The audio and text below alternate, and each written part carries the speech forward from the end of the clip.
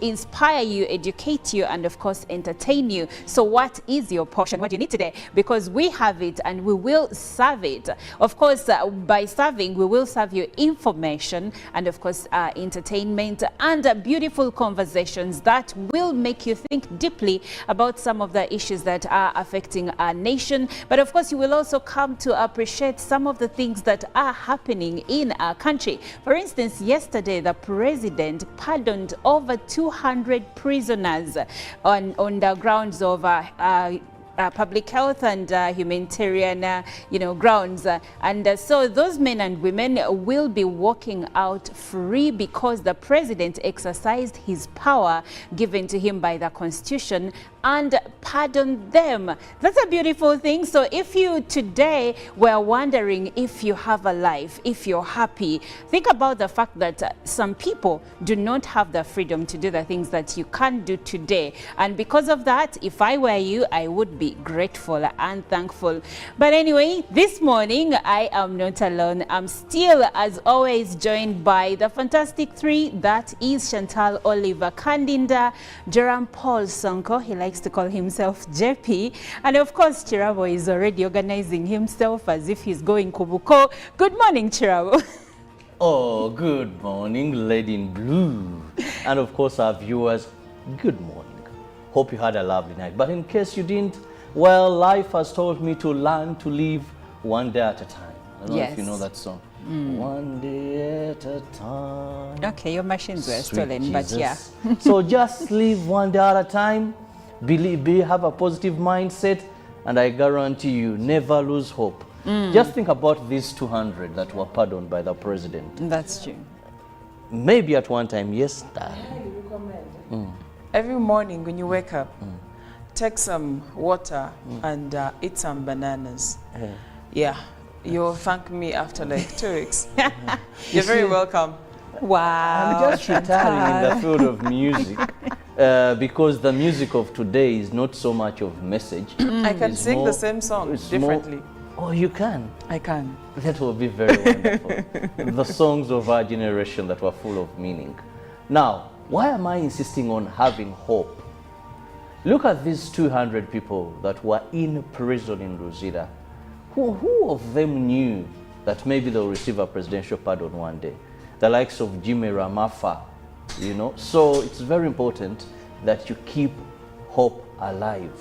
One day when you keep hope alive, I guarantee you it will happen. Yesterday I also witnessed something that I never knew it can happen in this country, you people. I was following, there's a lot of social media, TV. So I was following the NUP principal, Stuart, Western Uganda. And he had crowds, I must say. And the police were watching, directing him where to go. He even moved out of his car and held a procession and seriously walked. Traffic was paralyzed. There wasn't a single bullet. There wasn't tear gas. Despite the fact that you would see that new people wanted to bring some, but police, I was like, which country are we in? It is this country. Is this Uganda? It is Uganda. See, is this Uganda? NUP's saying all sorts of things, stepping on top of the vehicle, and the police are watching, and I was like, all things are possible. All things are possible. Last week, Chagulanyi came out and told the media and the nation at large that he was going to have different processions in different cities around the country where he's going to open offices for NUP. And of course, the NUP Secretary General, that is Louis Lubongoya, he said that they had already written to the IGG and had informed all the necessary authorities about their plans. So probably this time NUP did it the right way and explains the reason why police is working hand in hand with them and we haven't had any issues. So NUP learned from their mistakes, past mistakes. Well, if there were mistakes, then right. They have learned. Yeah. So good morning, Chantal. Are you okay this morning? Very well, thank you, Olive. How are you doing? I am very well. I would like to also check on the viewer, find out how you're doing this morning. Thank you for joining us. And of course, we do this every single day, Friday, and I'm glad to be here with you. Looking forward to interacting with you as well. Welcome to the show.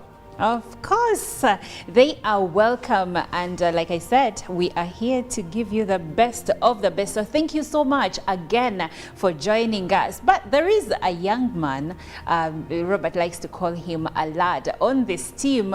And usually on a Monday morning, he's like, it's been a beautiful week. We're like, really? The week just began. And that man is the one and only Joram Paul Sonko. How are you? How was your drive to work this morning? It was okay, but my Monday afternoon was something I would definitely say was not a good experience for me as a Ugandan living within Kampala. You know, it did pour, or I could say there were some rainy showers from around 10 to midday. Yes. It was like 2 hours of rainfall. To 1 p.m. To 1 p.m. actually. Yes. And you know, as you're moving in Kampala, the easiest means of transport you could find is boda. Now, using a boda during rain days or rainy days is not the for best, getting wet, you know, and dirty. It is the worst. It's actually the worst experience one person can actually face. So I encountered it, and I felt the stories. There was a time I actually thought the boda was going to be washed away by the floods in the capital. And it actually calls upon the people who are supposed to be maintaining these water passages, people who are supposed to be looking at the drainage system. Since you're in Kampala, you might as well call them out. That is Kampala Capital City Yes, Authority. exactly. Because besides Bugolobi areas, you look at areas like Nakawa, Chireka, all those areas are filled up with water, especially when it does rain, regardless of how long it actually rains, by the way, simply because the drainage systems are poor, and it's a very huge kind of concern. Also, I had a discussion with one of my friends yesterday, and it brought me back to remembering that 2 days ago, the Uganda Airlines had launched, had actually extended, not even launching, extended destinations to Lagos. Yes, Nigeria. we now have direct flights to Lagos. From 8 hours now it's 4 hours. So I was speaking to some of the friends who are, you know, actually saying, well, that they were surprised that this could actually come through. And my issue is, why are people surprised when certain things start happening in our country in that way? You've heard also Robert saying he was surprised that the leader of the National Unit Platform moving to Mbarara without any interference from the police is a surprise. Well, that would be a very big surprise, because we've not had something like this happen before. Many times, that's the precedent that has been set. Many times when he's moving, if you can't run, don't be close to where he is. And I'm sure he also expected that confrontation, and the entire team. And this may not have played very well in their net, I'm very sure, because it has been chaotic. Then you have international, whatever that. But who causes this chaos? Really, are we going to say that NUP causes this chaos? All parties. Or the police tries to entangle itself? You know, someone has to be blamed, and you can't we need fight to know alone. who. You can't fight alone. It takes two to tango, and in this case, NUP would take part in the blame, and also the security bodies would also take part, because we can always work things out democratically or amicably. Unfortunately, it has not been happening, but I'm very proud of the security bodies this time around. Oh, okay. So Uganda Police and other security agencies, they did right, so we give them their flowers. And if you've just joined us, this is Good Morning Uganda. Now we will be jumping into the local news stories, and of course later on we will take you through some of the international stories we've managed to gather for you, and then the newspapers.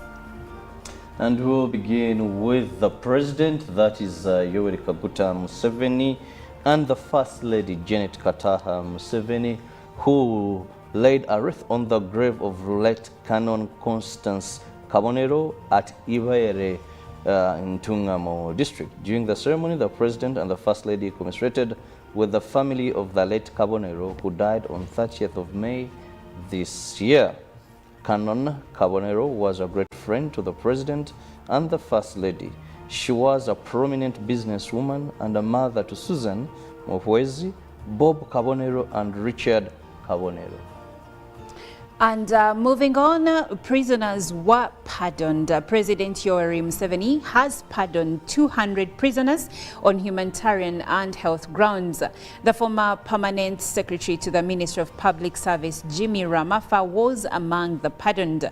Article 221, Sections 1A of the Ugandan Constitution of 1995, as amended, provides powers to the president to accord prerogative of mercy to specific prisoners under the advice of prison administration. President Yoweri Museveni pardoned 200 prisoners upon assessing their health and on humanitarian grounds. Among the pardoned is former permanent secretary to the Ministry of Public Service, Jimmy Ramafa, who was sentenced 7 years in prison when court found him guilty of embezzling public funds. At least 1,800 names were submitted to the Committee for the Prerogative of Mercy upon qualification in different categories.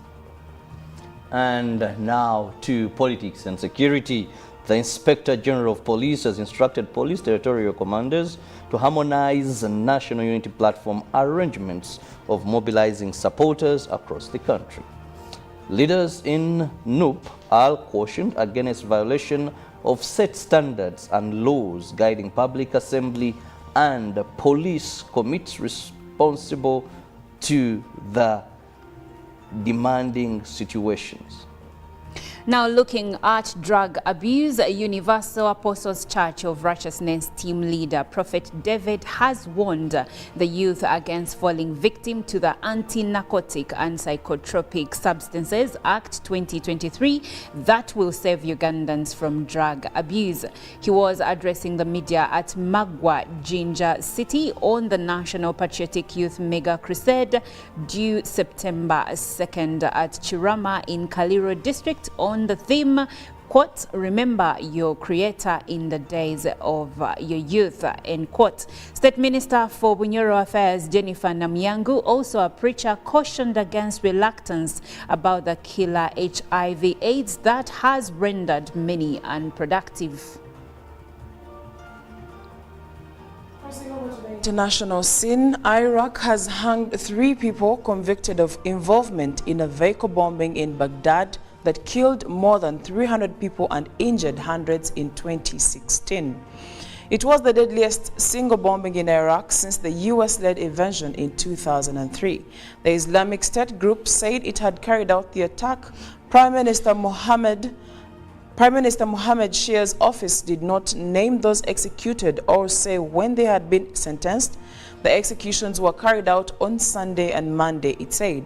The government source told AFP news agency that Ghazwan al-Zobey, held to be the IS mastermind behind the attack, was among those put to death. Now, Zobey had been captured and returned to Iraq in 2021. Crossing over, leading officials within the Spanish Football Federation have called on suspended President Luis Rubiales to resign because of his behavior at the Women's World Cup, including forcibly kissing Spain's Women's World Cup player Jenny Hermoso on the lips, sparking worldwide outrage. The heads of the regional bodies that make up the Royal Spanish Football Federation made the request in a collective statement yesterday. After recent events and the unacceptable behavior that has seriously damaged the image of Spanish football, the presidents requested Luis Rubiales resign immediately as the president of the RFEP, said the federation's regional presidents in a statement following their meeting yesterday. And also, France's ambassador to Niger will stay in the Sahel country despite pressure to leave from the leaders of a recent coup, President Emmanuel Macron said. On Monday, he also reiterated France's support to Niger's overthrown president, Mohamed Bazoum, whose decision not to resign Macron called courageous.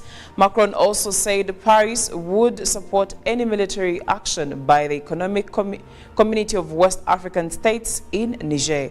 The French leader, who was speaking during a major foreign policy speech to ambassadors gathered in Paris, confirmed that French envoy Sylvain was listening in from Niger's capital, Niamey, despite being given a 48-hour deadline to leave the country last Friday. And also speaking matters climate change, as multiple groups of climate activists peacefully protest by stopping traffic entering Burning Man, rangers stormed through their blockades and arrested protesters at gunpoint. The climate activist group 7 Circles was arrested for trespassing on tribal land on Sunday after online footage showed around 6 protesters blocking a rural road using makeshift materials and homemade banners reading, "Banners of the world, unite, abolish capitalism and general strike for climate." That is it for climate news and also international stories. Thank you so much, Chantal, for those updates from the international scene and, of course, climate news. Right about now, Jerome Paul Sonko will be taking us through the dailies this morning. And with me, I have a copy of the New Vision for today's, as the New Vision investigates shocking details on Lubuhiriha School. There's a report of that particular one in today's New Vision, so that means you can easily get more of the same. Now, elsewhere on the Kasese attack, a strange man recruited all the students. This is according to what the New Vision is highlighting this particular morning. Then President Museveni pardons ex-permanent secretary Ramafa and 199 others in the same. Then furthermore, a hospital detains baby for 4 months, over 4 million bill. That's a very, very chaotic story. But furthermore, also still with the New Vision, President Museveni, First Lady, pay respects to Constance Kabonero. That is also with the New Vision today. Then as we move on to the Daily Monitor as well, a copy of it is here as well. YM President Museveni pardoned Ramafa and 199 others to bring it to a total of 200 prisoners that were pardoned by the president yesterday. Of course, you can get that and more. Then mystery radio goes off as Bobby Wine visits Mbarara. Which radio station was that? You will get more details with the Daily Monitor. Then in the other news, the farm clinic, West Nile farmers get skills. Who was skilling them and which skills did they get? Still with the Daily Monitor. In the other news, Katikiro clan leaders clash over President Museveni's land. There's more to that with the Daily Monitor. Government sends mixed signals on COVID testing, face mask rules. So you can definitely get more of that still with the Daily Monitor. The First Lady says, let your husbands be. Concerning that particular video that was trending all over social media as the First Lady was giving her speech during that 50-year anniversary celebration. Is it Jubilee? I think it's Jubilee. Golden Jubilee. Yes. Not anniversary, it would be better. 50 years. 50 years. Then Makerere to resume issuing customized graduation gowns. That's also still with the Daily Monitor today as government continues to send signals on COVID testing, face mask and other rules. So that's it for our dailies from our locals in the country. Thank you so much, Sonko, for that update.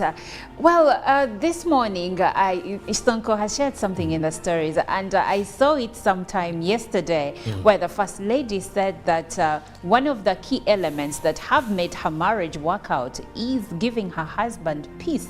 So this morning, if you are a wife, I would like to address you today, my friend.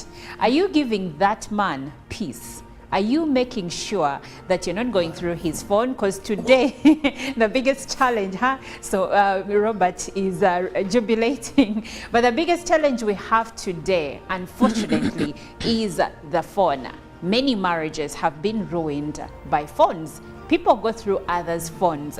And most times it is said that when you go out to look for something, you're going to find it. Right, Robert? Yeah. And you know, the men rarely check. You know, we don't have any interest in the ladies. Are you sure? Yes. If you find a man, by the way, be very honest. If your husband sneaks and checks your phone, bring him out, speak to him. Oh dear. It's a shame for a man to sneak, even when someone's sleeping, if they have a finger, it has an opener, then that's not Robert, us men. Robert. Things for the women. And sometimes one said a man's phone is like touching an onion. Yeah. At the end of the day, you feel it. Cry. Continue. Robert, I would like to say this, and on live television, when we are talking about the things that men do and women do, I would like us to understand the fact that we all have a part to play. Just like we can't generalize that all women are the same and all men are the same. The truth is there is a bunch of men that do the checking. They could even do it. I mean, they could coerce you, open your phone, I check. There's a bunch of women that sneak and open. So it happens Of course, everywhere. you have the word called average. On average. I've actually been telling people we are living in an insecure generation. Yeah, very insecure. And obviously because people know what happens in phones. Once you start hiding a phone, then that means everybody is going to be curious to know There what is is something inside. that is in there. But get. is it really And, hiding? Because we also need to respect the element of individuality. And because privacy. in most cases, people say, if we are together, we sleep in the same bedroom, then why don't I have access to your phone? But the thing people forget is that there is individuality, even in a relationship. People deserve their privacy. So you don't go around snooping into someone else's phone. Though sometimes I also know that some people like Robert may give other people reason to check their phones. Though when But you mentioned, also, someone was once saying that If we privacy go can and we are be- having our wedding vows, this is what we say. All I have, is yours. Oh, I give to you. okay. So we need to add, except The phone. the phone. Now let me tell you something. When you go to read, they will tell you if you want to know someone, really know them pretty well, Get into that phone. Anyway, speaking of phones, we won't be delving more into phones and people's marriages because Robert seems to have a lot to say about that. But anyway, when we come back for the real, we would like for you to join us into delving into an issue that benefits us as a country. And we would like for you to share your opinions on the prevailing hindrances of progressive ICT development in schools. We'd like for you to share your opinions on WhatsApp number 0709602592 when we come back. But for now, we will leave you with an inspiration song for this morning. UPC Studios in Kampala. This is Good Morning Uganda.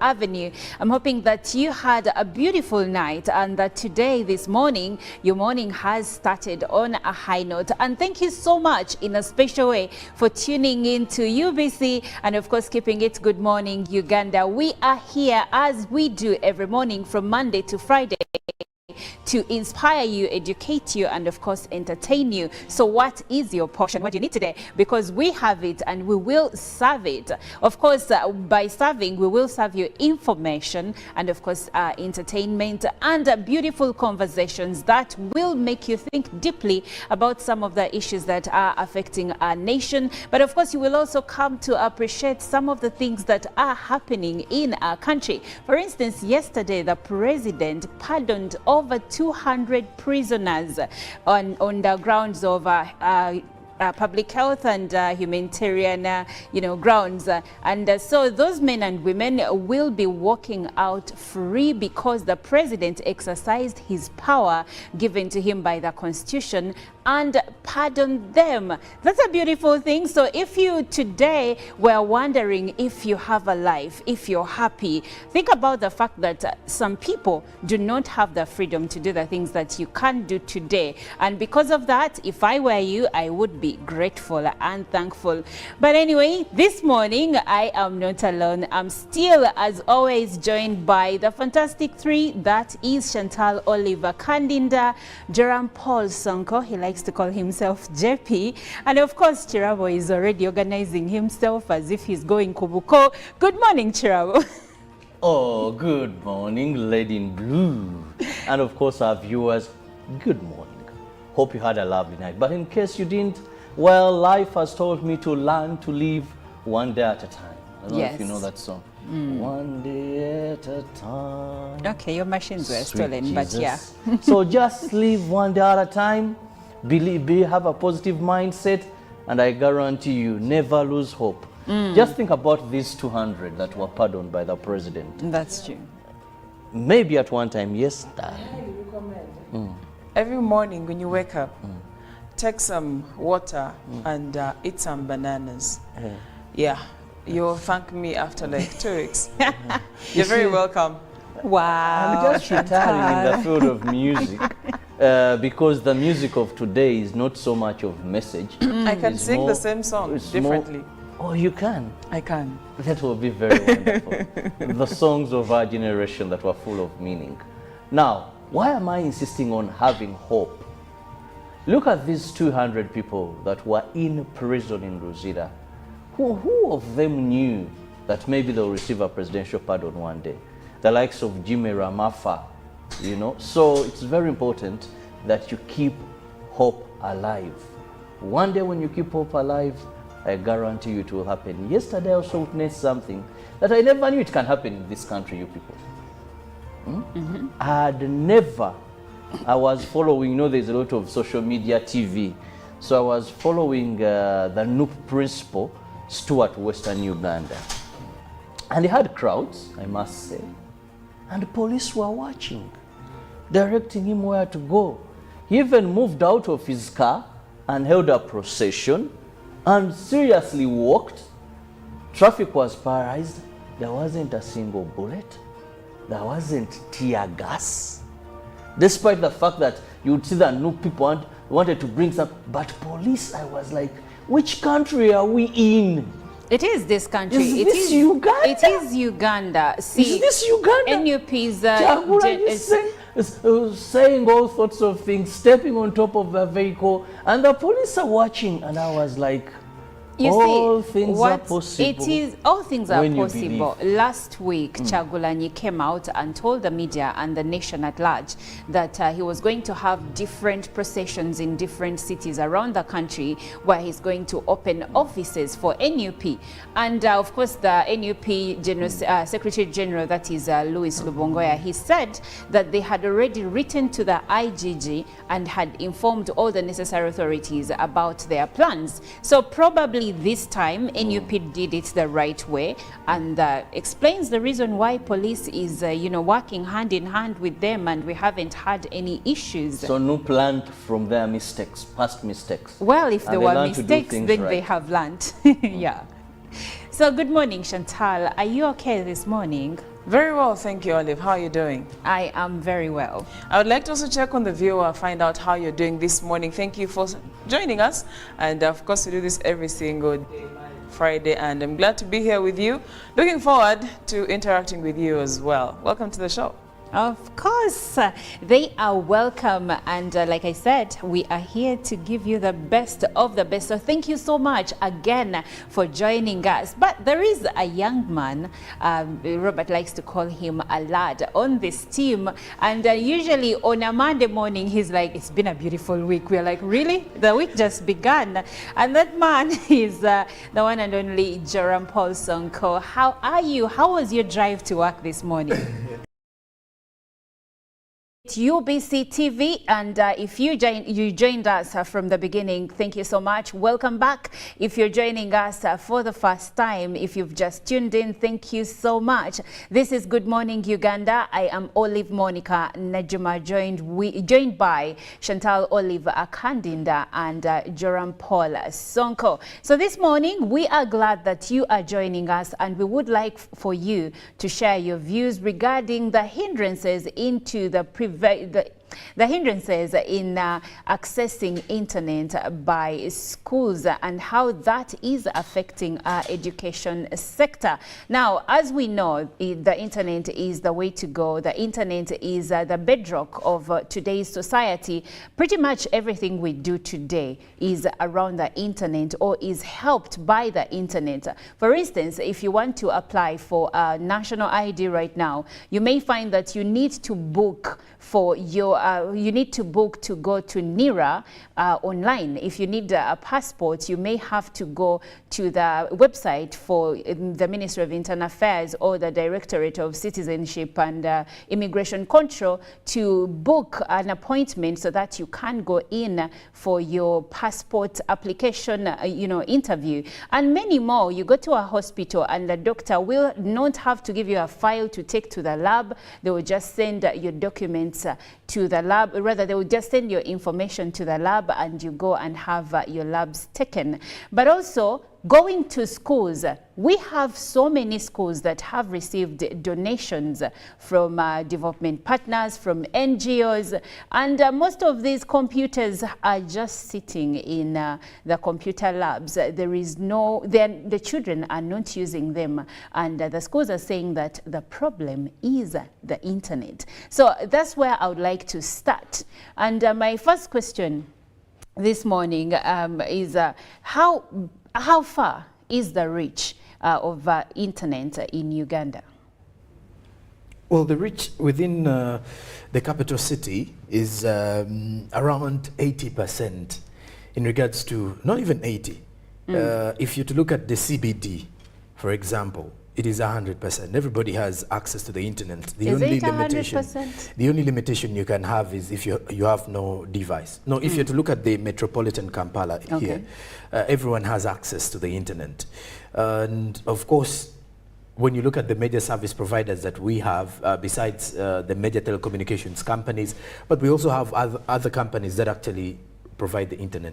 So within the metropolitan Kampala areas, the internet reaches, I would give it a 90%, maybe. The 10% maybe because of the speed and obviously because of the few issues here and there.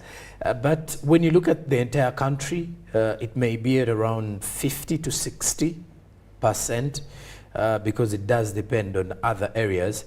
But of course, when you look at how fast other telecommunications companies, the major and those that we're actually putting in question here is Airtel and MTN, you get to realize that they've tried to push the internet connectivity throughout the country. However, the reach has not reached into the villages, if that is even the better word to use, but the people in up-country areas have not ideally got the internet connectivity or have not connected so well with the internet. Even up to now, if you're to go up country, you'll realize some areas have faulty internet or faulty networks. So that is ideally what you can see from the same space. But internet in general, those within Kampala are enjoying the internet as much. Okay, so according to Data Reporter, that is an agency that searches and puts together information regarding internet in different places. As of 2022, it was estimated that around 29.1% of the population had internet access. Uganda's internet infrastructure is largely based on mobile broadband with fixed line broadband and fiber optic connections also available in urban areas. Now, that being said, would like to look at how all this pans out for the education sector in the country. And of course, one wonders, what is the major factor affecting further internet reach in the country? When you look at a developing country, or when you look at developing countries actually in Africa, you realize that the problems are almost the same. The first thing you can think about is poorly developed, I ICT infrastructure. That could be the first thing you would look at. And maybe at a later point I would have to break down what I mean by infrastructure. Yes. But things like routers, just simple things like routers themselves are what we could talk about. Then talk about high bandwidth costs. Simple issues, high bandwidth costs. Talk about unreliable supply of electricity. And, I mean, in Kampala, yes, you have electricity, but there are areas who don't have electricity almost on a daily, or every week there is even load shedding. Then there is villages and parts of Uganda that don't have electricity at all. Even in Kampala here, there is power shortage in most areas. Blackouts. Yeah, that's what I'm saying. Load shedding every now and then. So when you talk about unreliable supply of electricity, it could also be a hindrance when it comes to the development of ICT in the country and in schools as well. Then talk about the general lack of resource to meet a broad spectrum of needs. Okay.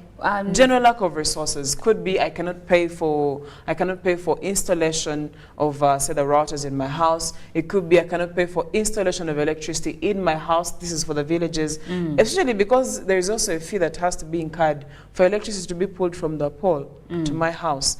Stuff like that. Generally, simple things but affecting us in very big ways. Okay, now the ways that you mentioned, or the things that you mentioned that are affecting us, how exactly are these taken back to the schools? If we can narrow it down to schools, how are some of these things that you have mentioned affecting, ICT studies in schools?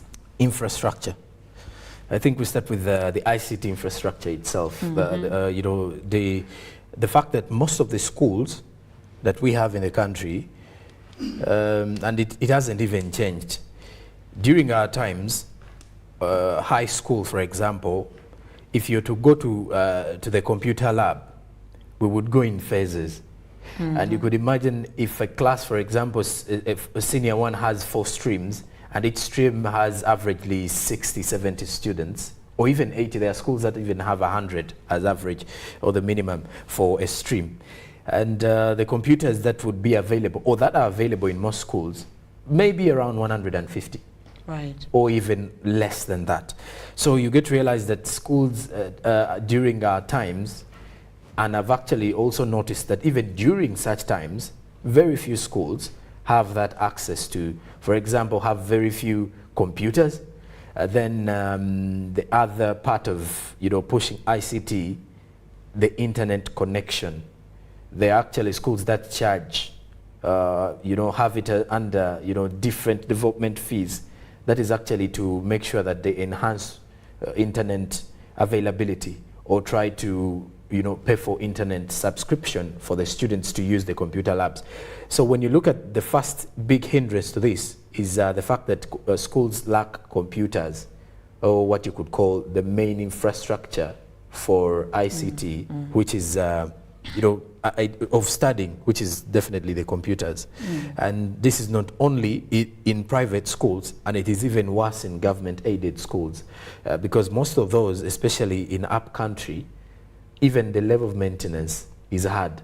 First of all, they have to wait for the district education commissioner to take through their orders for computers to come.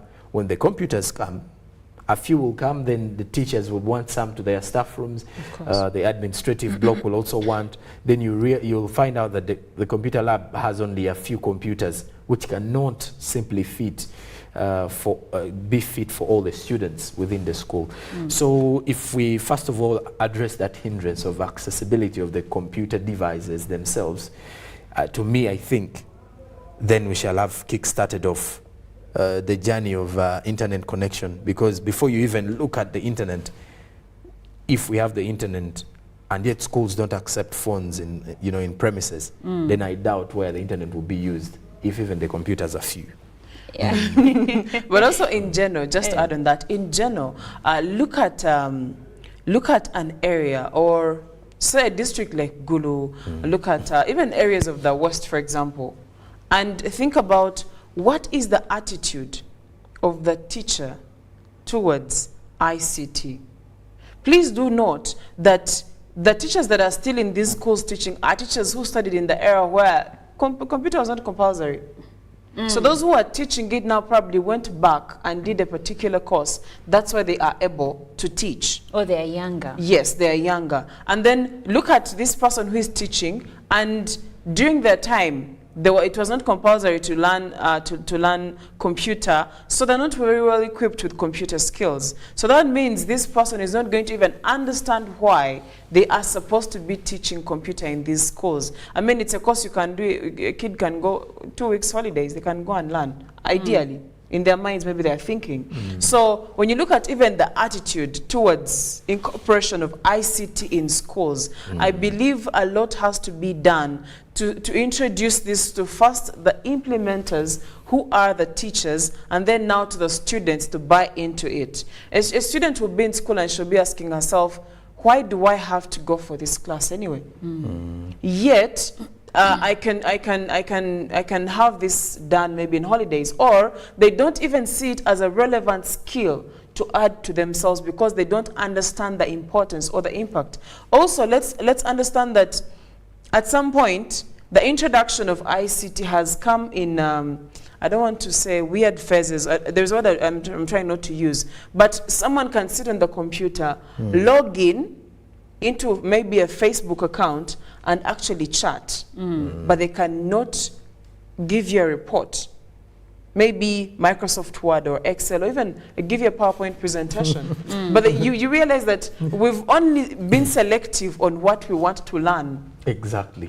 So for me, the issue here comes in the sense of, and I'll go back to what I said in the beginning, where development partners and NGOs and other individuals have donated computers to schools, okay? But they have not taught the teachers, like she said, some teachers do not have the computer skill, and maybe some of them have not even bothered to go back and ensure that, you know, they get the reskilling so that they can be able to use the computer. Yes. So they have these computers, they have the computer lab, but no one knows how to use the computer. Someone doesn't even know how to open a Word document and type a document, okay? And someone may say that we are exaggerating, but this is happening. You know when what? you're in Kampala metropolitan or some cities, you may think that this is not possible, but we still have a great number of Ugandans that cannot use the computer.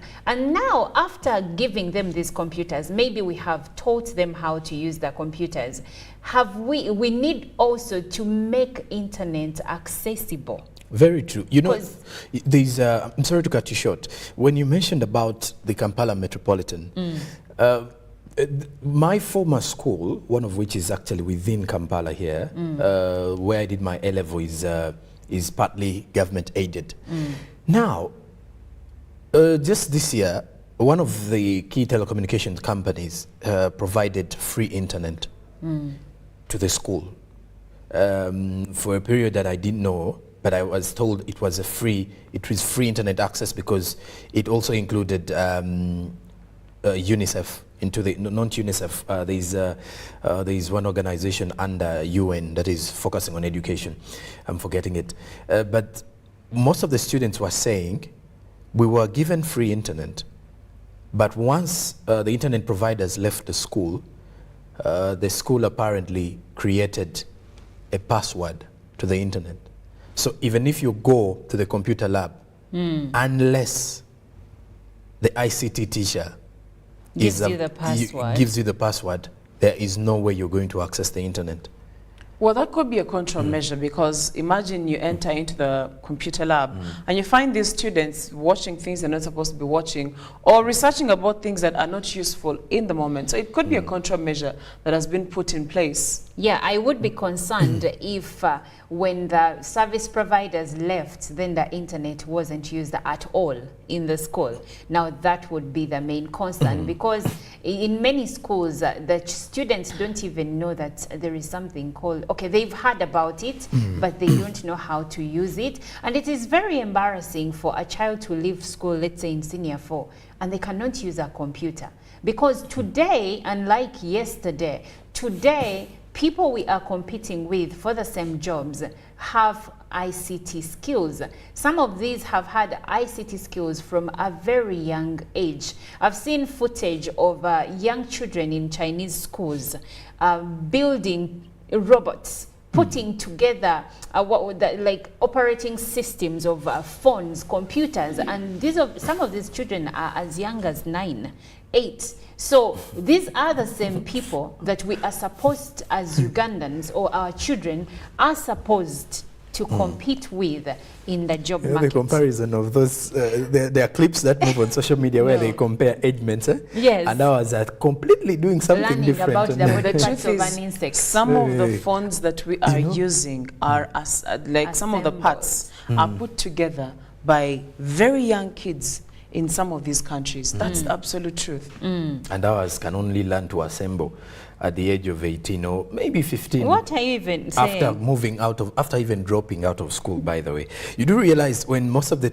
students drop out of school, they get to learn more skills that they fail to learn at school. And Because most of our schools are school more is structured a certain way. through theory. Yes, you're going to wake up in the morning. If you're in boarding school, you have to go for prep. Prep your reading, the notes you were probably given a week ago or yesterday. And then what is in your mind is, I have to read to pass the exams that are coming at the end of the term. So and there going is to cram. almost nothing more that is being added onto you. There is almost no other skill that is being added onto you. Now, do note that some of the education system here is different from the education system or systems in other countries, or especially the Western world. These people are going to identify this child's passion,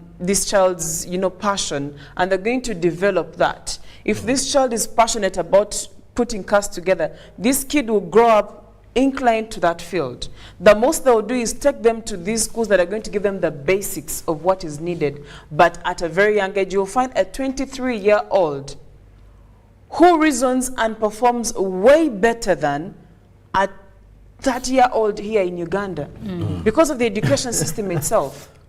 Well, we would like for you to join this conversation, and we are asking you to share your view on the prevailing hindrances of progressive ICT development in schools. And the WhatsApp number that you can use to send us a message is 0709602592. And again, we are asking you to share your views regarding the prevailing hindrances of progressive ICT development in Ugandan schools. What do you think is hindering Ugandan schools from, progressing regarding when it comes to ICT? Where are we having challenges? How do we curb those challenges so that we can be on the same footing as countries like China, as countries like the United States, or other countries in Europe and of course around the world? Where are we standing? What gaps need to be filled? We would like to hear from you. The WhatsApp number is 0709602592. So going back to you, my colleagues, we have mentioned some of the problems. We have talked about the lack of, internet reach across the country. We have mentioned that some people would like to use the internet, but they can't access it. There have been complaints from many Ugandans about slow internet during peak hours. But of course, going back to schools, many schools will tell you that, yes, would like to, have internet access, would like the children to learn things regarding ICT, but then the internet costs are pretty high. So we decide to step out of that. So what can the government do to fill these gaps? I think the very first plan, the very first is the digital transformation plan or campaign that was launched. Yeah, yes. The roadmap, which was launched a week ago, because the government's initiative was to ensure that they increase, connection of, they drive the digital transformation to areas where there is no reach or limited reach.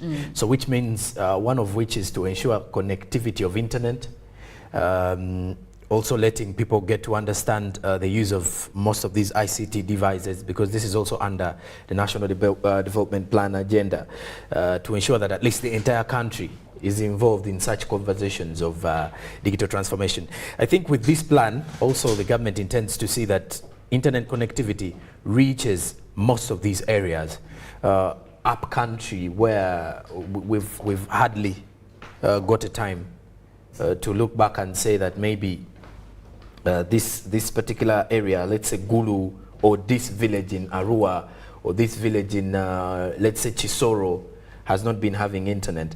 So as the government plans to bridge these digital gaps, I think with the digital transformation roadmap, it's going to give us a starting point, you know, to create room for ICT development across the entire education sector in the country.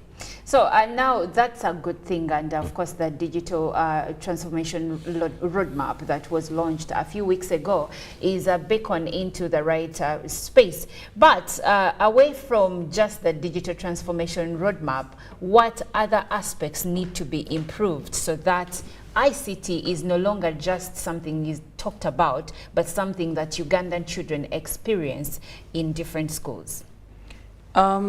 First is, I would highly suggest that it's really preached enough in these schools, just like you have sciences that are compulsory from senior 1 to senior 4. Maybe it's high time ICT was made compulsory. And I mean, if you know that chemistry is compulsory till senior 4, most schools have a chemistry lab. Yes. Most schools have a physics lab.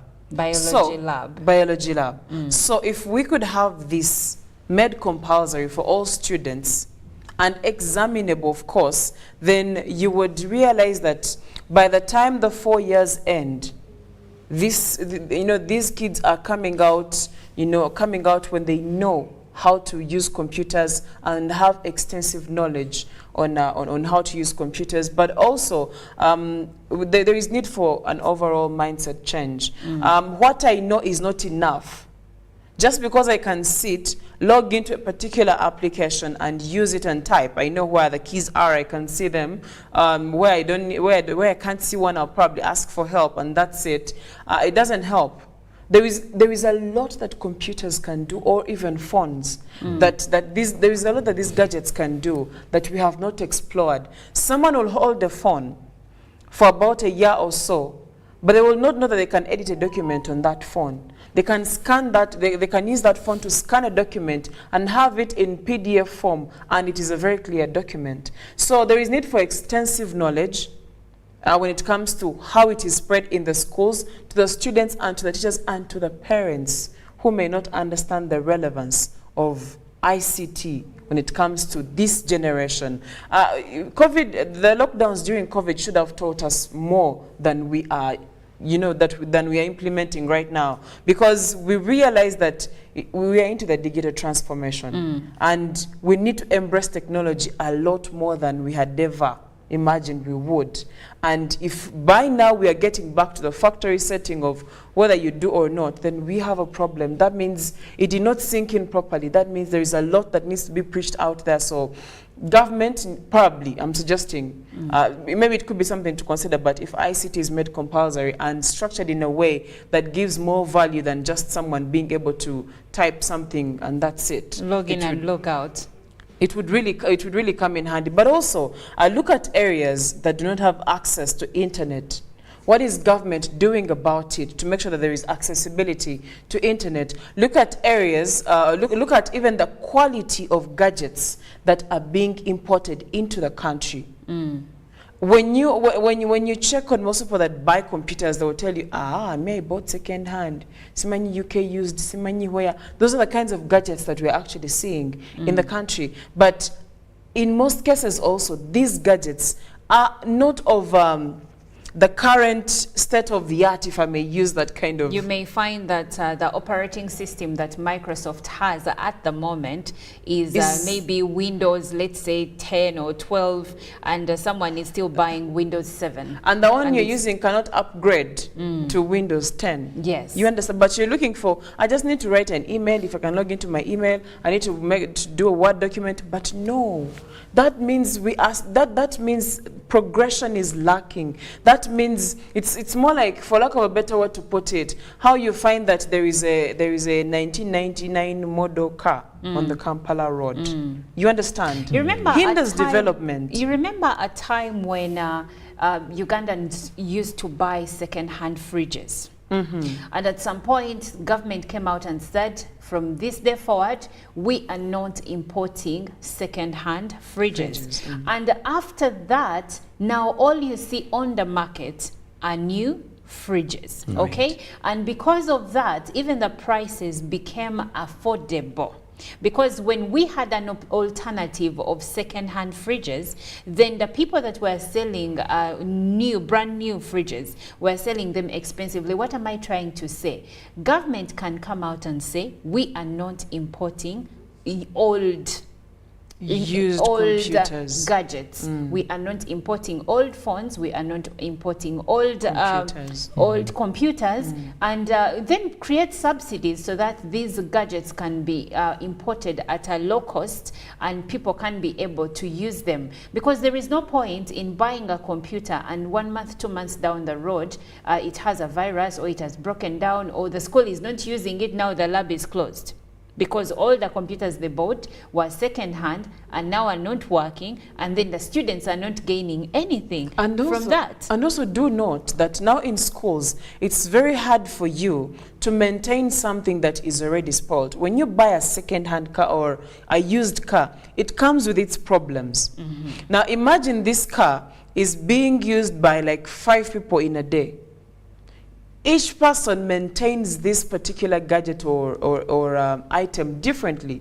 You understand? So it takes me back down to these schools that have computers, for example, second-hand computers. These kids are playful. These kids, someone will tap something they're not supposed to tap, and at the end of the day, it's already spoiled in the shortest time possible. Simple example like that one. What am I trying to say? If you import something old, it comes with its baggage. So let's look at making sure that we import better quality.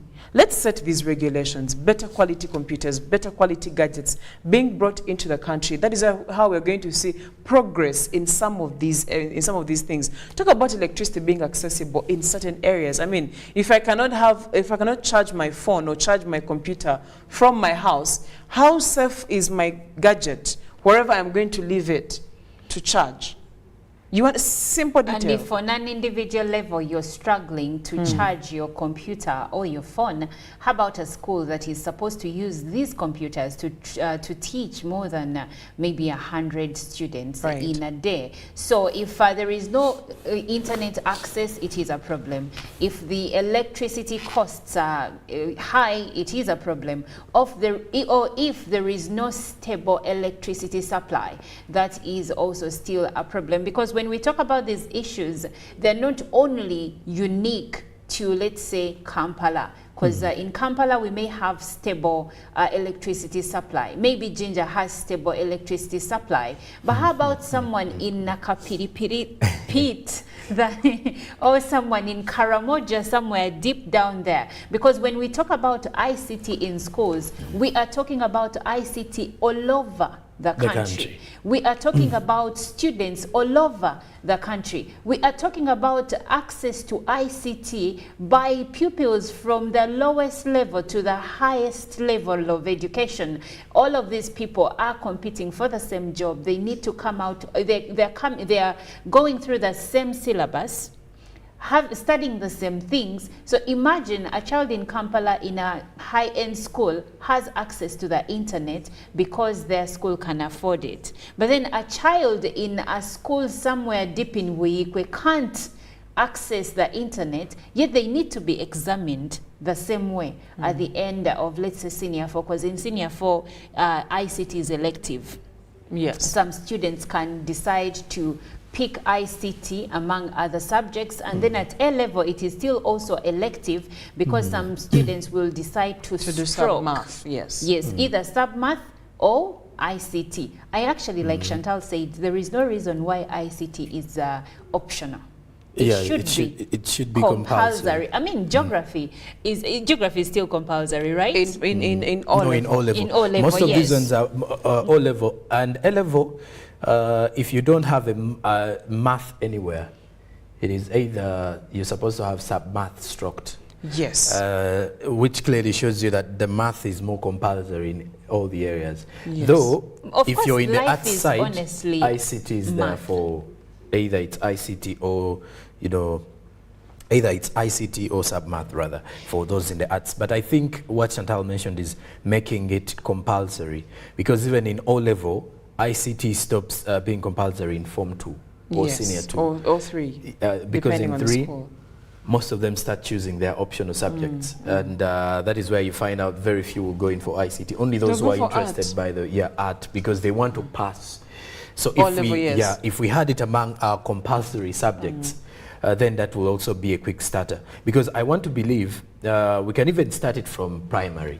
Why? Because during our time of studying, English has been compulsory from day one in school. And mathematics. And that is how we, and mathematics, that is how we managed to, you know, to get in sync with the communication of, you know, communication Queen's using, in the language. Queen's language. Yes. And it was the same thing where we were actually saying, if we want to make sure, because at a tender age, that is when someone quickly picks up, because you get used from a young age. And if ICT is starting from primary, and we teach these particular pupils or students that we are using this device not for entertainment only, but you can use the device to do something. I think the reason that's why we have restrictions in schools, like you did mention, is because the teachers themselves know students have Misuse. have less interest into In learning, progressive. But the you see, technicalities. They only want to go to the focus on internet, exactly. entertainment You and see, but you see, movies.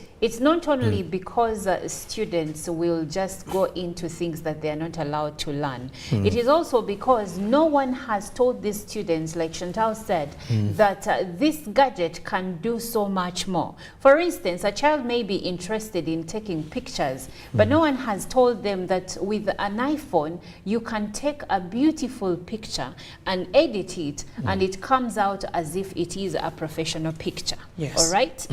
No one is teaching this, as in coding today is the way to go. Schools should be now teaching children how to code, how to write code. But in most cases, you're going to find the children learning the basics of this start, this is how you shut down. By P5, a child should know that this is how I start and shut down a computer. And now they are into more advanced things when it comes to gadgets, whether it is a phone, whether it is a tablet, or even a computer, because these are all gadgets we are using today. But we would like for you to join this conversation, and we are asking you to share your view on the prevailing hindrances of progressive ICT development in schools. What is hindering the progressive ICT development in Ugandan schools? The WhatsApp number is 0709602592. You can also share your comments through the X app. The hashtag is UBCGMU. I have some comments, and I start with the comment from Cricket Derek Gagamel from Makindye Luafu. He says, good morning family. Schools first of all didn't prioritize ICT in the first place. It was made something optional and minor. So at any point, something which is given less attention can't be effective. Maybe if this new curriculum can advocate for ICT more, it can be boosted then. Secondly, most schools lack those equipments like computer, routers, and modems, to mention but a few. During our time, only big schools could have a computer laboratory. And he goes on to say that that if some schools lack even a science lab, how do you expect them to have computer laboratories? That is a huge question to ponder on. And he goes on to say, so maybe let the Ministry of Education and Sports work with the stakeholders to convince them to purchase more of these equipments, and the government should cut costs on them as well. Thank you so much, Cricket Derek Gargamel. And this one is Kalanzi Jamal. And he says, good morning to you all. Thank you for the show. ICT shouldn't be taken for granted since we are living the world of technology. So since we are living in the world of technology. So he says he is suggesting that it should be made compulsory at all levels. Even the government should provide Wi-Fi in all schools for easy access to the internet. Thank you so much. This one says, dear UBC, in pursuit of developing the ICT sector in schools, we need to have sectoral planners who are intentional about promoting the same. He says they should speak the same language at all levels than shift goalposts while speaking with the executive wing or the legislative wing. There are policy makers who have not stood firm whenever promoting ICT, which is at times seen as a security threat. We therefore need to embrace young people with ICT skills on the management boards of our MDAs, listen to them objectively, as well as increase civic engagements about ICT in schools. The private sector must not be left out. This is from Bruno Ignatius Namisi from Wakiso. Now, before I continue with the comments coming through, Bruno mentioned something that I found profound, where he says that the youth should be invited and involved on committees that are speaking the language of ICT. And that made me actually think of something else. And the question here goes, should the Minister of ICT be a person that is actually trained in ICT? Somehow. No, this is why I'm asking, because these are people that make policies. These are people who decide. For instance, the Minister of Health is a doctor. Yes. So it's very easy to make decisions related to health when you are okay. And here, because I've had this said and compared to other countries in the region, where people that are in the ICT sector are also trained in ICT. So when they make suggestions or when there is something that needs to be tweaked and changed, they're coming from a professional perspective and a trained perspective. They know what they're talking about. No, I think most of the people who are put into these positions have either had knowledge or of that profession. But because the ICT sector is a tricky one, I should say, at times you get to realize that you would need someone from the administrative point of view to make sure policies are done. Now, once you put the administrator onto him, you put people that have people who have the professional training. Yeah, exactly. Because at times you'll get to realize, unlike the health sector, which is a very sensitive one, which would need someone who is really in the sector to give you a clear. There are some sectors that are, because when you look at, for example, the Ministry of Works and Transport, you will again realize that people who are in the ministry may have 1, 2, 3 ideas about how it works, not generally about the technical part, because the more technical someone gets, the more poor he is when it comes to the administrative work. So that is why at times, I don't know how they scrutinize. You get someone that is not necessarily an IT expert to be, let's say, the minister but when they do have, sector, but they do have the knowledge and also have the knowledge of how things are done. That is a good starter for everything. So I think when you look at how, ministers are chosen at times, it's about the capabilities and also how they can anchor decisions that can change. Isn't the IT sector a very technical space where the person who leads it must have It is. Very technical. It is. And I have a question for you, Sonko. So if I am, say, a minister for ICT, but I have no knowledge whatsoever About and my ICT. yes, and my team that I've chosen or have been allocated has the knowledge. They have suggestions. I'm taking on the leadership role that is supposed to give direction, that is supposed to make decisions at the end of the day. How am I going to make a decision if I'm not making it from an informed point of view? No, you actually quoted me wrong. I said we need people who have knowledge about the sector. It may not be technical a lot, because you may actually call someone to be the Minister of ICT when they do not know many of, let's say, they had technicalities, but they do know how how the internet connection works. They do know what it means to have this level of computer. They know the importance of this computer, or they know, I want to look at, the basics. Sonko, Because even we are you looking for, know the basics. I don't know most of the basics. Are you sure? If you want, you would can know the know. basics. Then at times, if I have Let's the get administrative something- power, or if I'm good at the administrative level, I can lead a ministry if at all I have people who are so technical in the ICT that will add more beg of what to I di- learn. I beg to disagree. Because at times you have to even learn more and upgrade. with Then the even same. the administrative part can be learned. Okay, Doubt. okay. I doubt.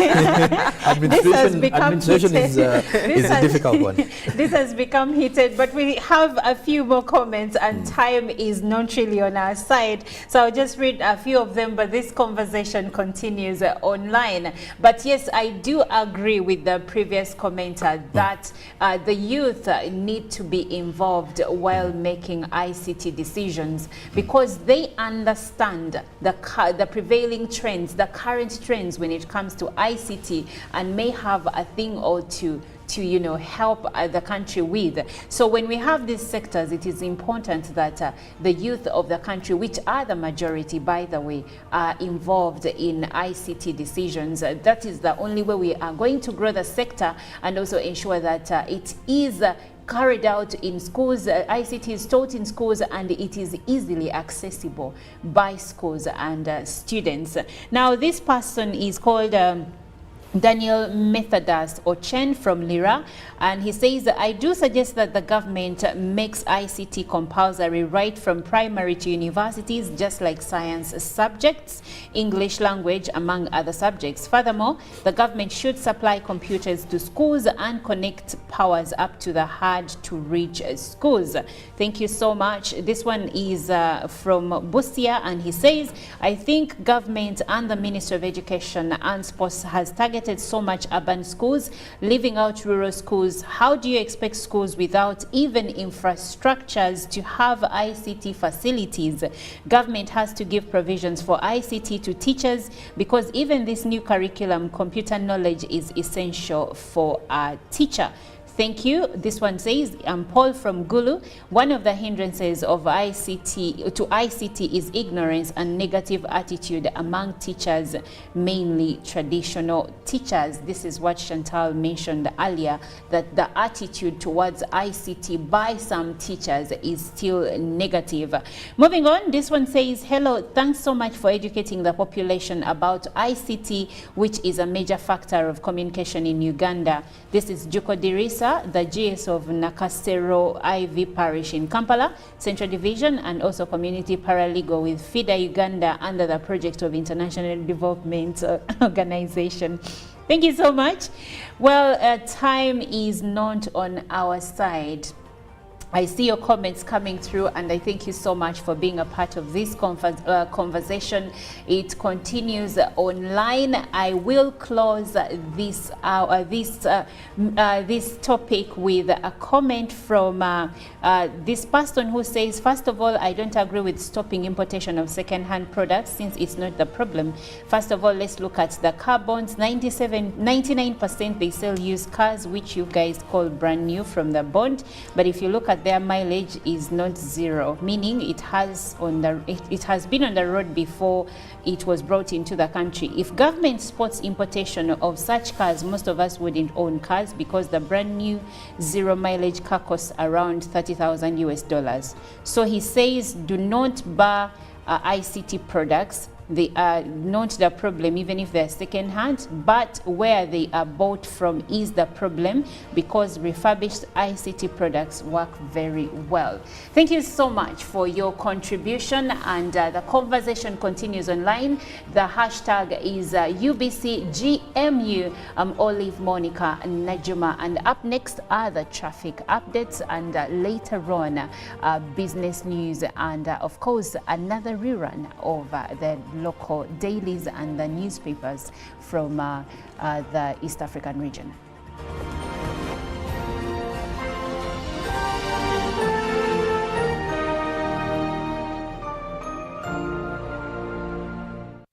Live from UBC Studios in Kampala, this is Good Morning Uganda.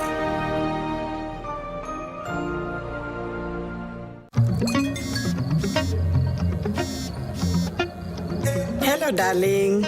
Hi, Granny. What did you do this weekend?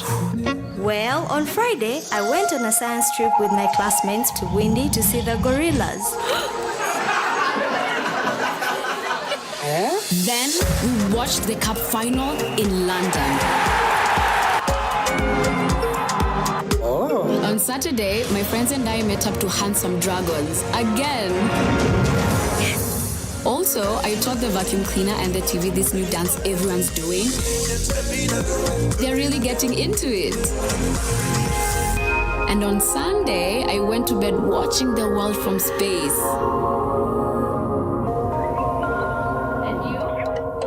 Yes, seriously, Granny. With Airtel 5G's lightning-fast speeds and seamless connectivity, you won't believe what's next. Airtel, a reason to imagine.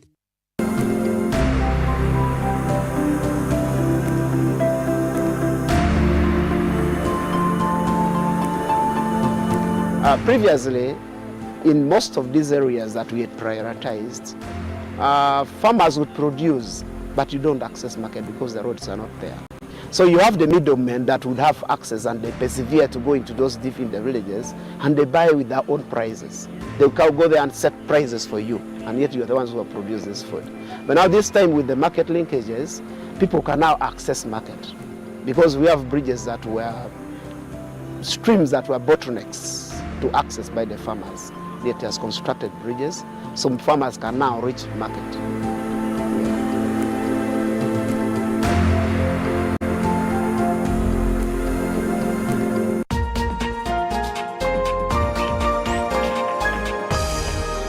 This week on UBC.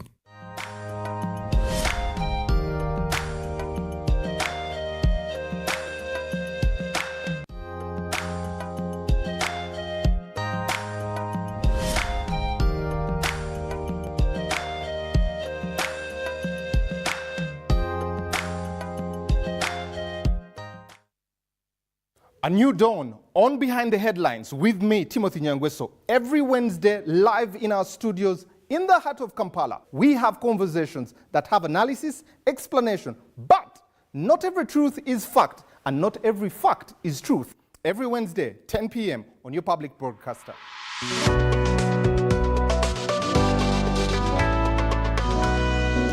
on your public broadcaster, UBC, inspiring Uganda.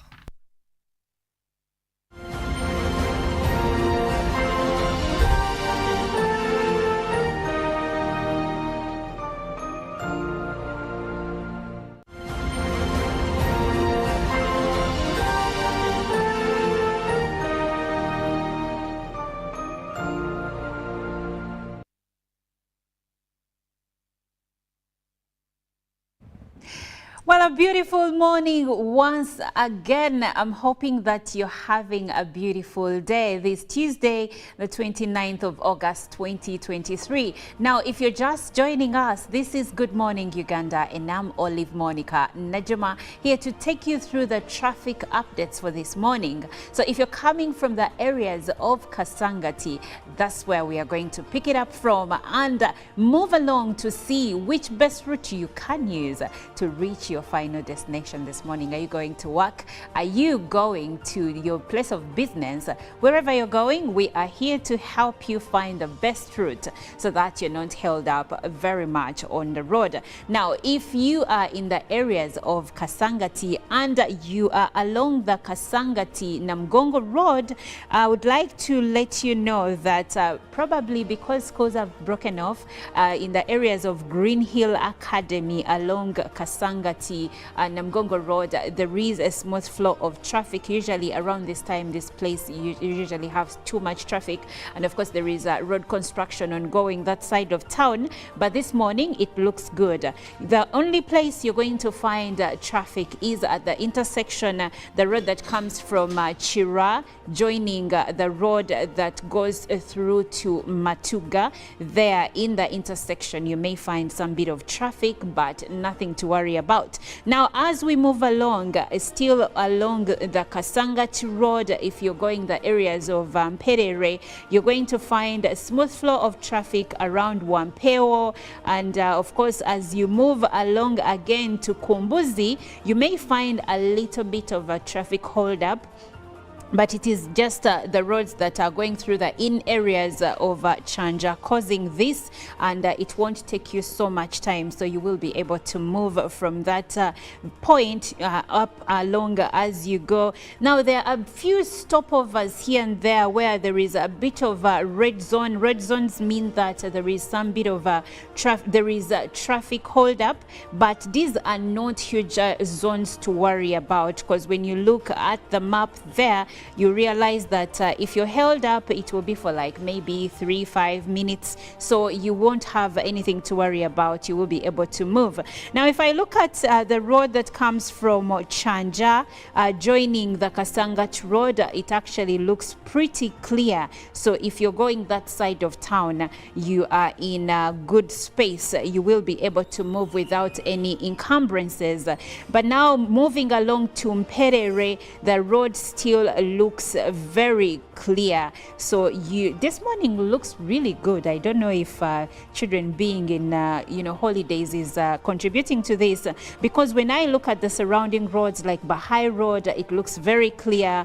Chebando Ring Road also looks very clear. Maybe around Nsoba tax stage there is a bit of traffic, so you may be held up there. And of course, if you're using Chisasi Road, Komamboga Road has a little bit of delays here and there, so you may find some bit of a hold up there. But when we go back to Gayaza Road, joining the roundabout at the bypass, it looks pretty clean, and of course many other roads around that same area are looking really good. Now, if you're heading into Wandegeya, around the synagogue Church of All Nations, there around that Kubiri roundabout, yes, you're going to find traffic there. The red zones are building up, and even around Mulago National Referral Hospital, you're going to be held up there for a bit, because this is a key area where everyone is now trying to access the Central Business District. Some are going through Chira Road, some are coming to Yusufule Road, and of course others are heading into Wandegeya, up ahead into Nankulabye. So you may be held up there for a bit of time, because I see orange zones which indicate that there is a traffic hold up, build up, but also deep red zones which indicate that the traffic there is intense.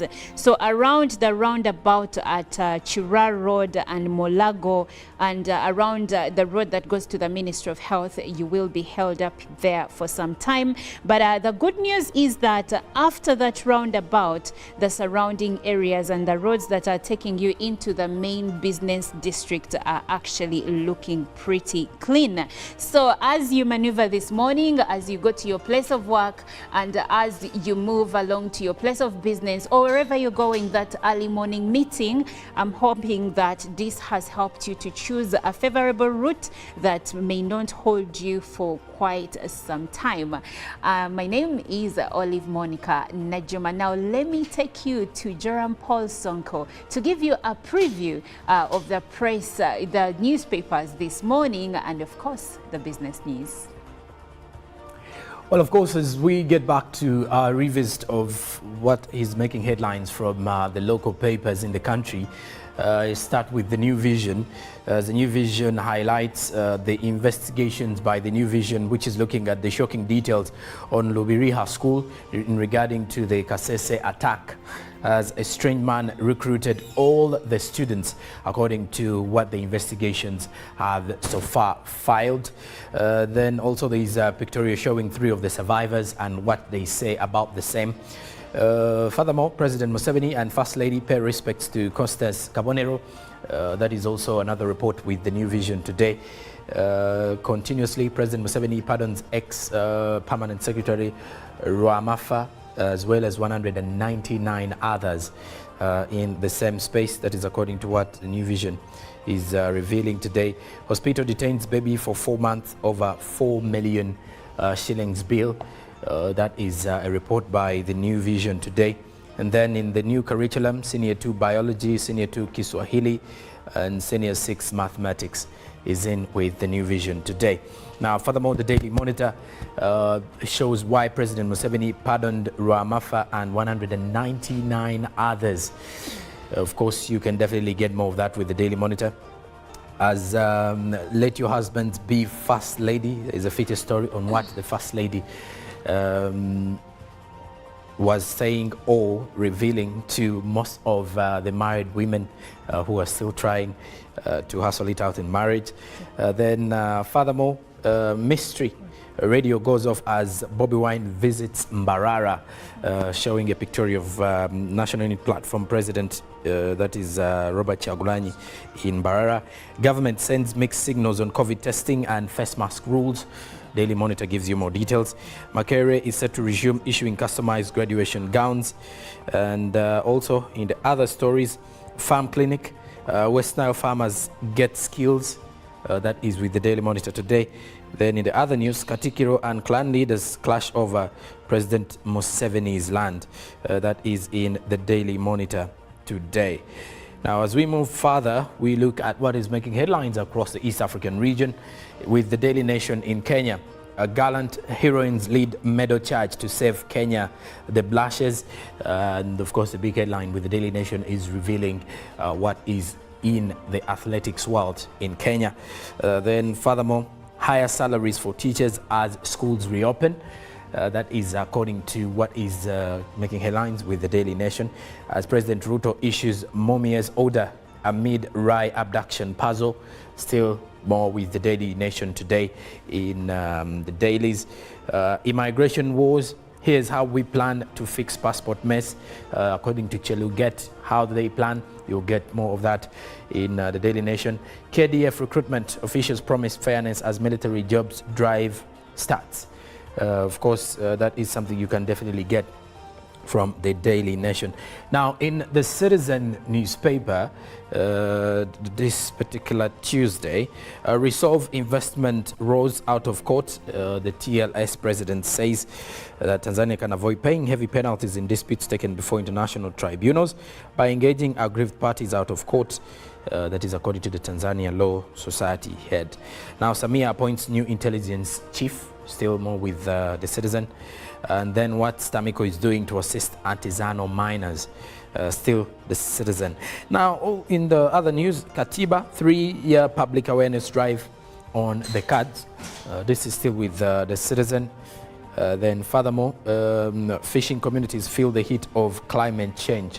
This is according to what the Citizen newspaper is definitely saying in that particular space.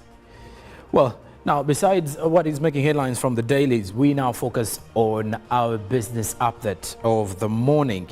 Takes me back to Uganda Airlines launching direct flights to Nigeria. Well, of course, this is a big one for the travelers and the business communities, but also a big statement from the national carrier, if you come to think of it, because launching the direct flights to Lagos, Nigeria, which will definitely kickstart off on the 19th of October this very year, with flights scheduled for 3 days in the week. That is Sunday, Monday and Thursday.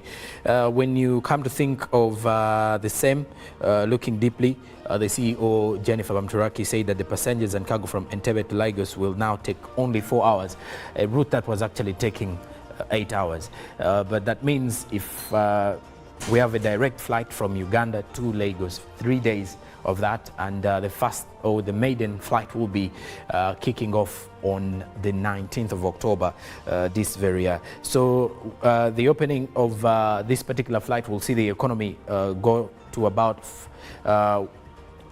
apparently it is the fact that it is actually giving room for investors rather to an economy in Nigeria, which is about $504 billion US dollars. Because when you look at the fact that since the Uganda Airlines started offering commercial flights in 2019, there are quite many destinations that the Uganda Airlines is actually focusing on to ensure that they secure landing rights in other destinations. So far we have 12 destinations as a country, and it is something that the country is looking forward to enhancing. Of course, according to other figures, it actually shows that there are over 40,000 passengers a year that actually trade using that particular route. That is something that inspired the Uganda Airlines to kick it off and take charge. But well, besides that, as we continue now, we turn our eyes to the forex rates updates this morning as close of business yesterday, if you come to think of it. Now, kicking it off with the US dollar, buying was at 3,691.04 shillings, while selling was at 3,701.04 shillings. By midday, buying was at 3,696.54 shillings, selling was at 3,706.54 shillings. And then closing, the US dollar was buying at 3,699.42, while selling at 3,709.42, and the Great British Pound was buying at 4,662.37 shillings, while selling at 4,674.98 shillings. Now the euros, on the other hand, was buying at 3,999.81 shillings, while selling at 4,010.62 shillings. Now the Kenyan shillings closing time was buying at 25.51 shillings, while selling at 25.58 shillings. And elsewhere, the Tanzanian shilling was buying at 1.47 shillings, while selling at 1.48 Ugandan shillings. And lastly, the South African rand was buying at 198.91 shillings, while selling at 199.45 shillings. And well, that is it for the business update this morning on Good Morning Uganda. Stick around though. After the break, Chirabo Robert Nyonyintono returns with the GMU agenda.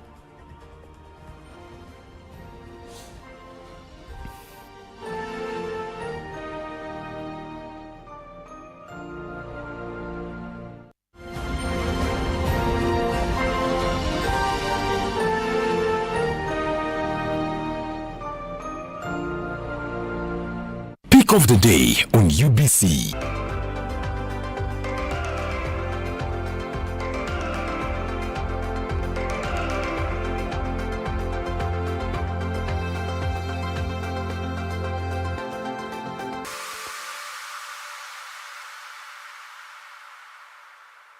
Was brought to you by MTN Momo Pay is the easy way to pay. Dial *165*3# or use the MTN Momo app. You don't need cash. MTN Momo Pay is safe and free.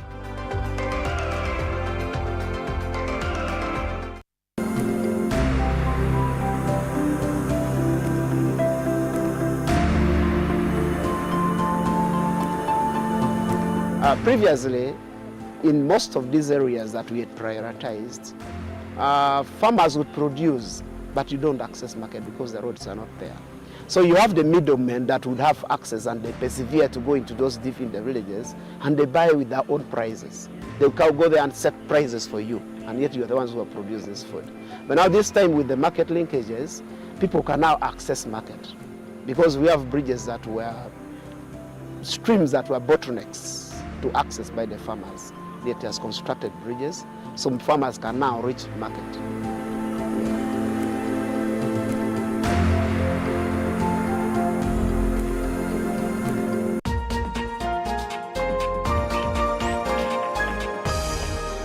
This week on UBC.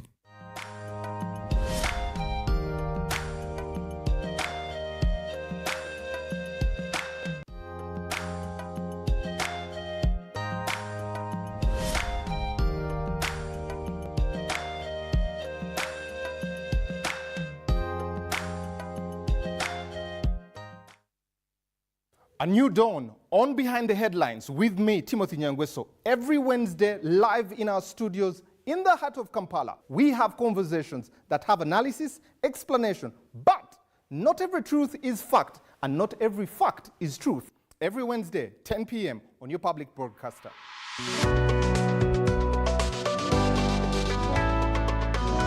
All on your public broadcaster. UBC, inspiring Uganda.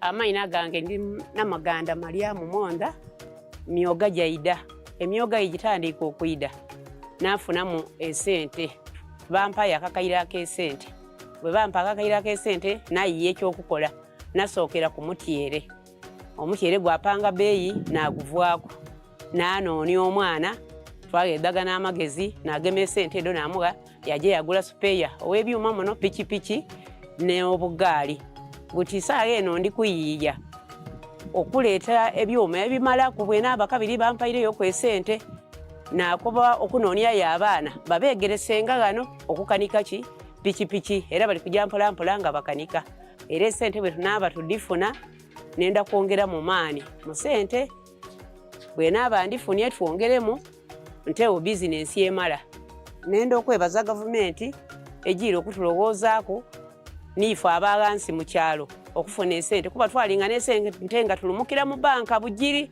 butige baida ku numba ng'eno najjayo ku bwe baida ku numba baida kutaa ku bigandiiko aye dino tutwalayo mpolampola nenda okwebaza gavumenti olw'okulowooza ku nsonga eyo mukama abawa omukisa.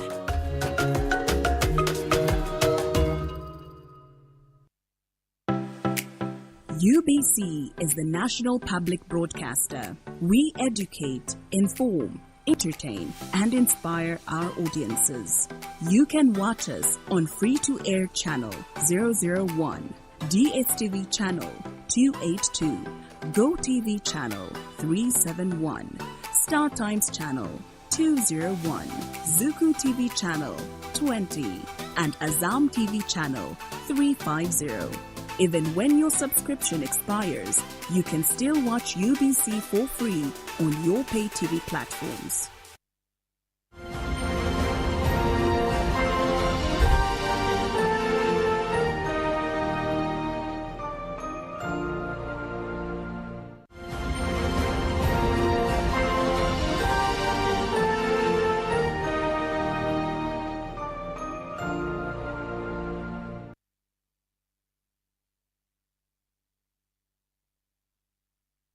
Good morning and thank you for being with us on UBC TV.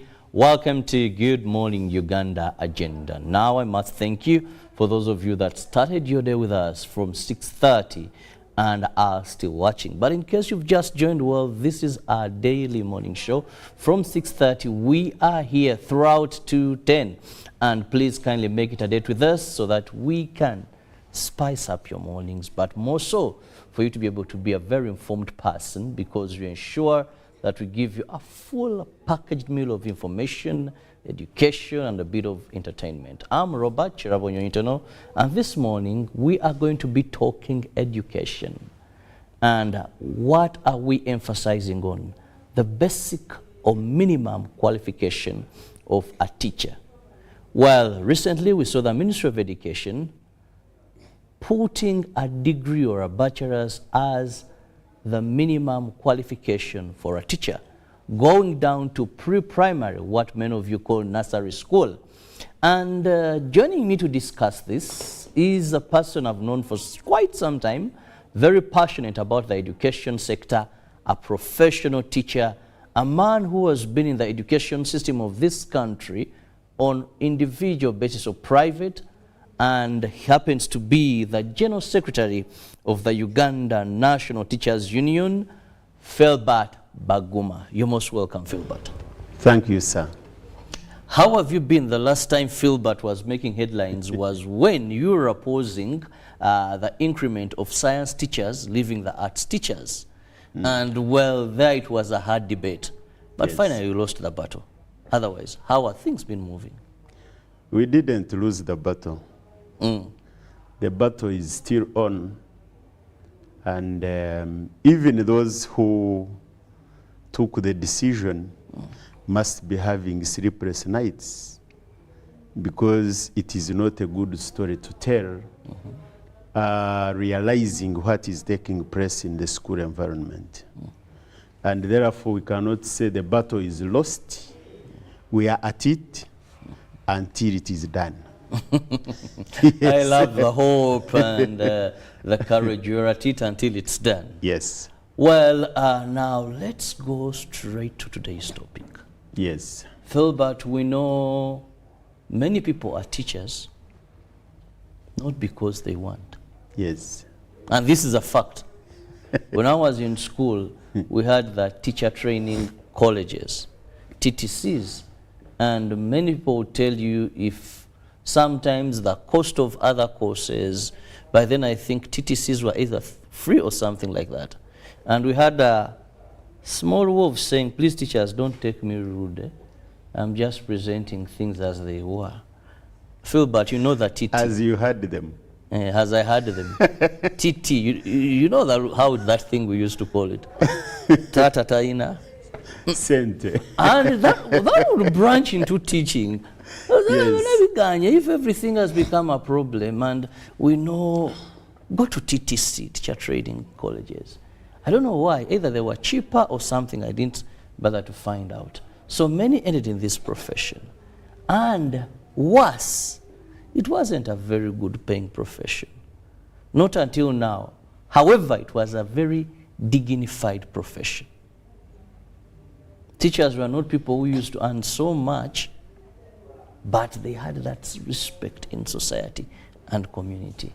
Now, having that background, today when government says a minimum qualification must be a degree, even for pre-primary, as a union, as a body that brings together teachers, how do you perceive this requirement?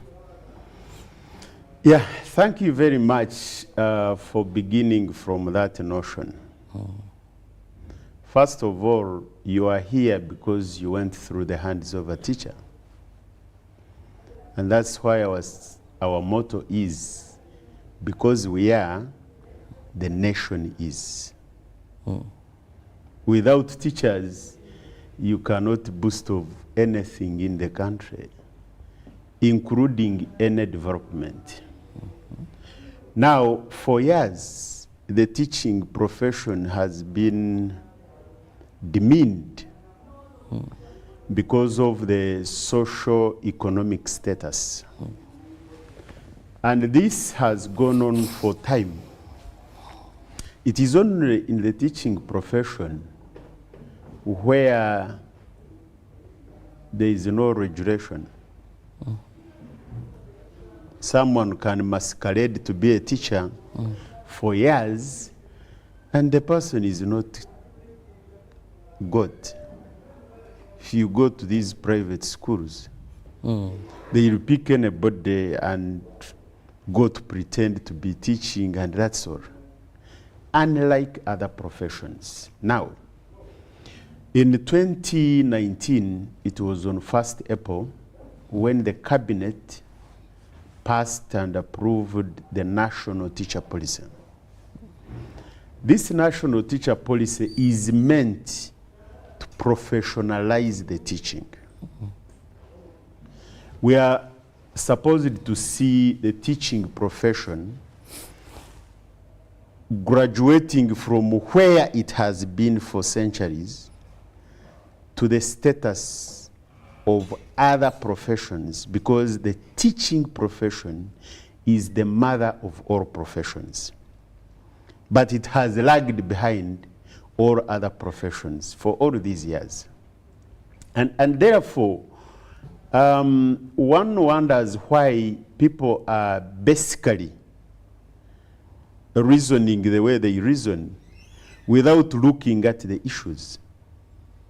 First of all, if we are constructing this building, where do you need the strength? At the foundation. So if you need it at the foundation, then why should people reason and think that anybody can teach a nursery school child? Just because the assumption is that this child is still young and this child has not much academic to do, and therefore anybody can keep around these children. They just learn reading, writing, simple socialization skills. Not knowing that that is the beginning of the journey and that is the foundation. Now, in the countries which have got the best education systems, first of all, we need to appreciate that there is no country that can be better than the quality of education in that specific country. And there is no education system that can be better than the quality of the teachers who deliver the education we want. And therefore, the arguments should be focusing on one, government investing in pre-primary education. Because right now, pre-primary education is entirely in the hands of the private sector. Yes, that's true. We don't have any government nursery school and yet, or pre-primary. Yes. It is supposed to be the duty of government. Our constitution is very clear, of 1995. It is the duty of government and the parents to educate the children. But Philbert, on that, there's a document where I read, and pre-primary is not so much considered. Actually, I think it was saying that once a child is 6, they should automatically join P1, meaning that under government structure, maybe pre-primary is not something they consider. And I'm aware you're aware of that, either policy or something like Education Act where it says automatically pre-primary is not a necessity as long as a child in Uganda clocks 6 years. They are free to start P1.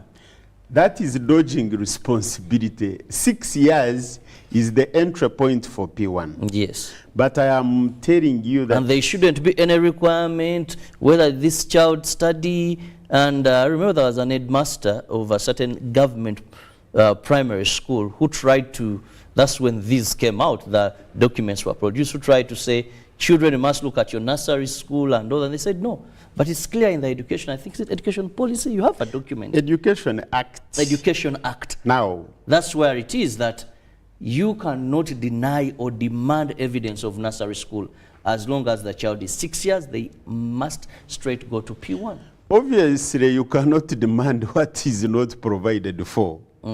But the studies have shown that the most important time for your development is 0 to 8 years.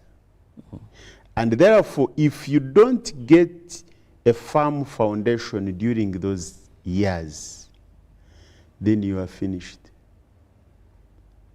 You will either go through the school without the school going through you. And that's why you will find someone has qualified so many fields, but you look at the person and you don't understand this person. And therefore, countries have invested in that pre-primary education, and the return on the investment is very high. So the argument here should be government ought to take its responsibility of educating children. And these children must have a firm foundation through pre-primary. And therefore, we should be looking at government setting up pre-primary for all Ugandan children of pre-primary going age. So that we have the pre-primary feeding into primary, and then we move. Now, who teaches them should not be an assumption that anybody can teach. That is not possible. That is a fallacy. Not everybody can teach, but anybody can pretend to teach. And that is the difference. Now, beginning at the foundational level, yes. Here we have those with certificates, those with the diplomas, and these are seen to be fitting or qualified enough to teach, not what is a requirement of a minimum being a bachelor's. Now, when you say qualified enough, is Uganda one of the countries with the best education system in the world? No. Now, that answers your question. That means there is something we are lacking. And this is what the National Teacher Policy is addressing. So we should be looking at government taking up the pre-primary education. We should be looking at the government taking responsibility of training the teachers for all levels, regardless of whether pre-primary, whether primary, secondary, tertiary, and university level. Now, we should not only focus on a bachelor's degree, but what kind of bachelor's degree are we talking about? Because the quality is what matters. Now, the assumption that a certificate is enough for a teacher to teach pre-primary is where we are going wrong. And that is where the same people who say a certificate is enough, when they demand for remuneration, the same people will say, after all, that is what you studied. Now, which one is which? We must have well-qualified teachers, well-motivated teachers, well-facilitated teachers, well-supported teachers, so that we get the quality of education we want from the teachers we want. And that sums it all, and that will give us the quality of education we want, that will give us the type of development we want in the country, and then we move. So the National Teacher Policy brings in the aspect of professionalism. Right now there is a teacher's bill which is underway, heading for cabinet and finally for parliament. Now this teacher's bill is supposed to bring in place the National Teacher Council. Now the National Teacher Council will be a regulator for the teaching profession. Today you will get a teacher committing an offense in one part of the country and goes to another part of the country, and you will find the person in class. You get someone who is involved in examination malpractice. The police will investigate and enter into another set of exams, that is after 1 year, and the investigations are still on. But in the presence of the professional body, the professional body will use the available evidence and punish you as a teacher, because they will be having a master role. Now, this National Teacher Policy will be a regulator. It must determine the direction of the teaching profession. We are having this teacher policy. It has 3 frameworks. It has the continuous professional development. We have reforms time and again in the education sector. Now, we should not assume that teachers are supernatural.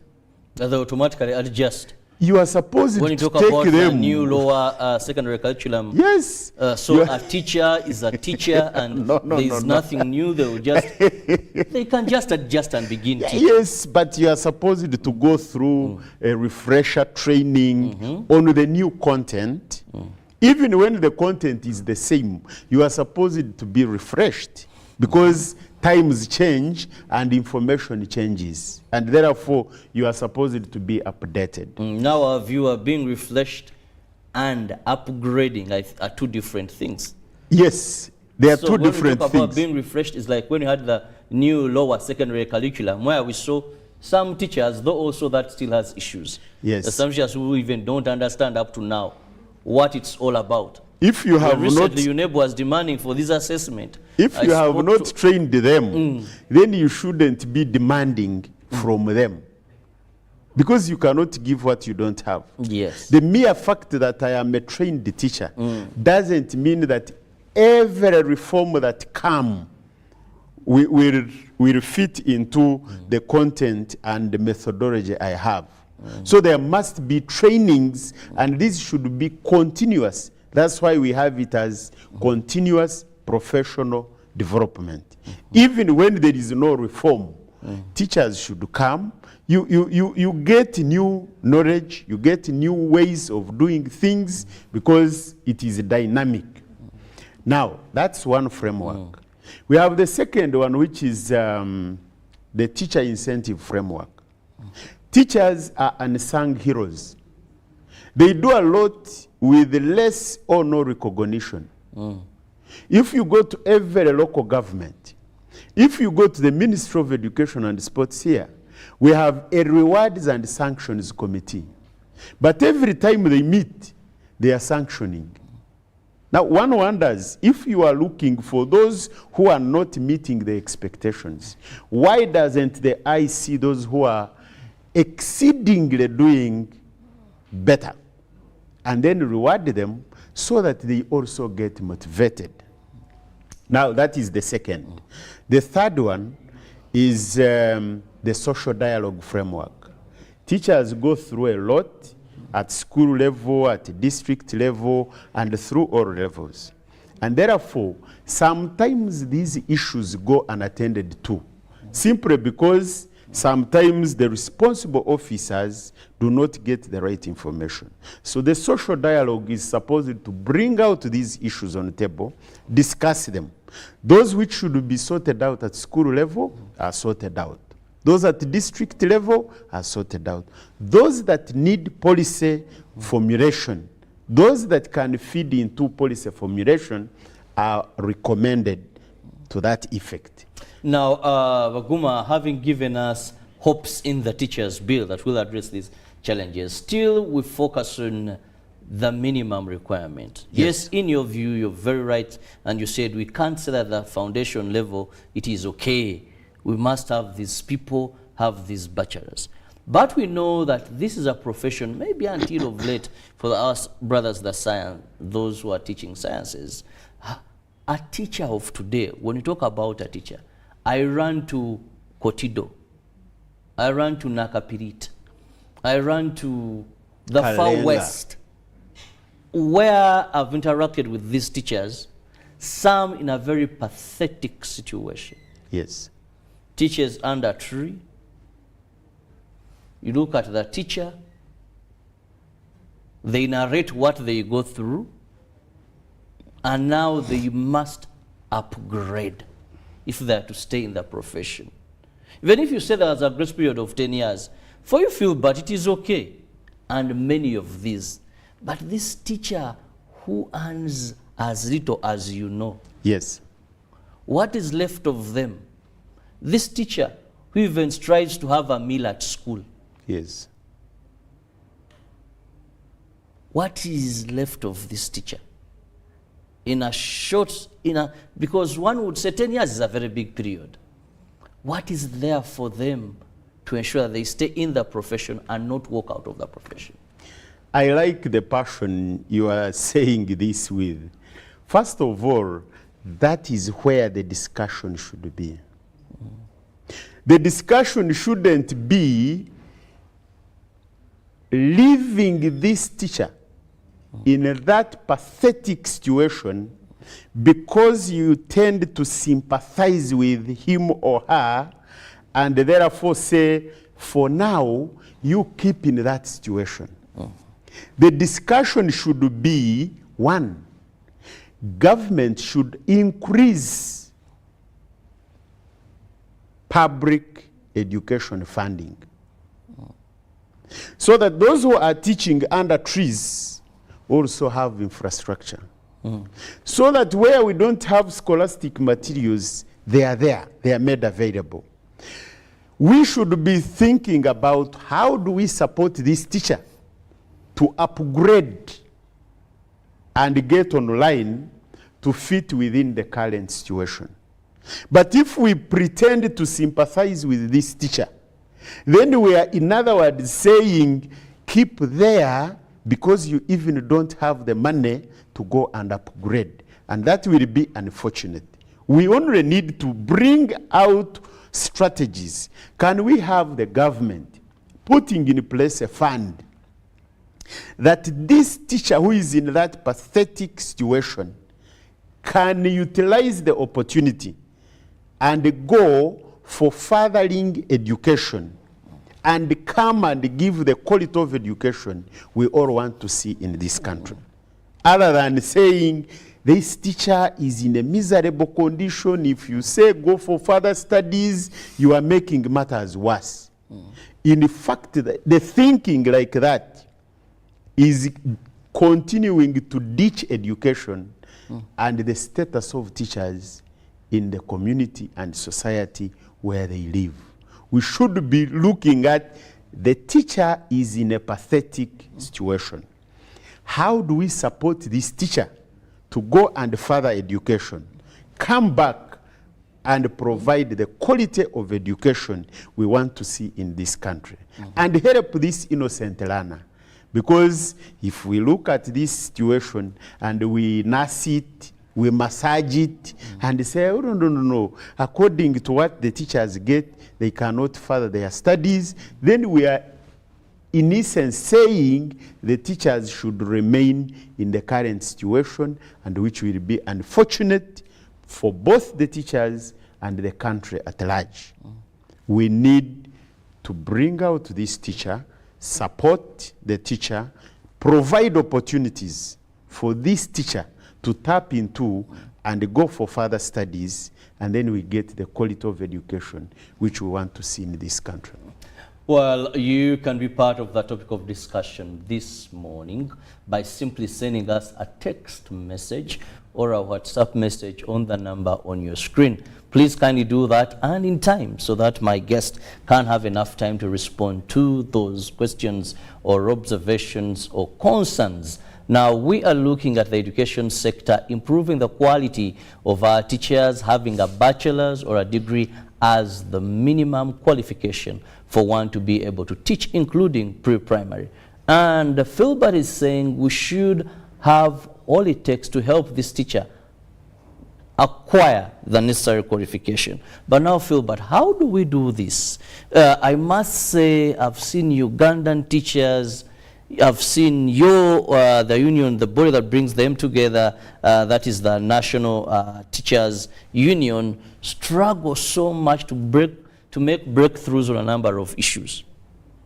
Now, what then would you cling on to say that the very government can then have special programs of helping these teachers upgrade, and it won't be when the going gets tough, the tough keep going? And we see our brothers and sisters now resorting to brick. I saw the plight of teachers during COVID. Leave alone those in government schools, but those in private schools. You could pass one and you're like, my teacher, Msomesa first come. You know, some went to border, some went to. So with this, where do you cling on?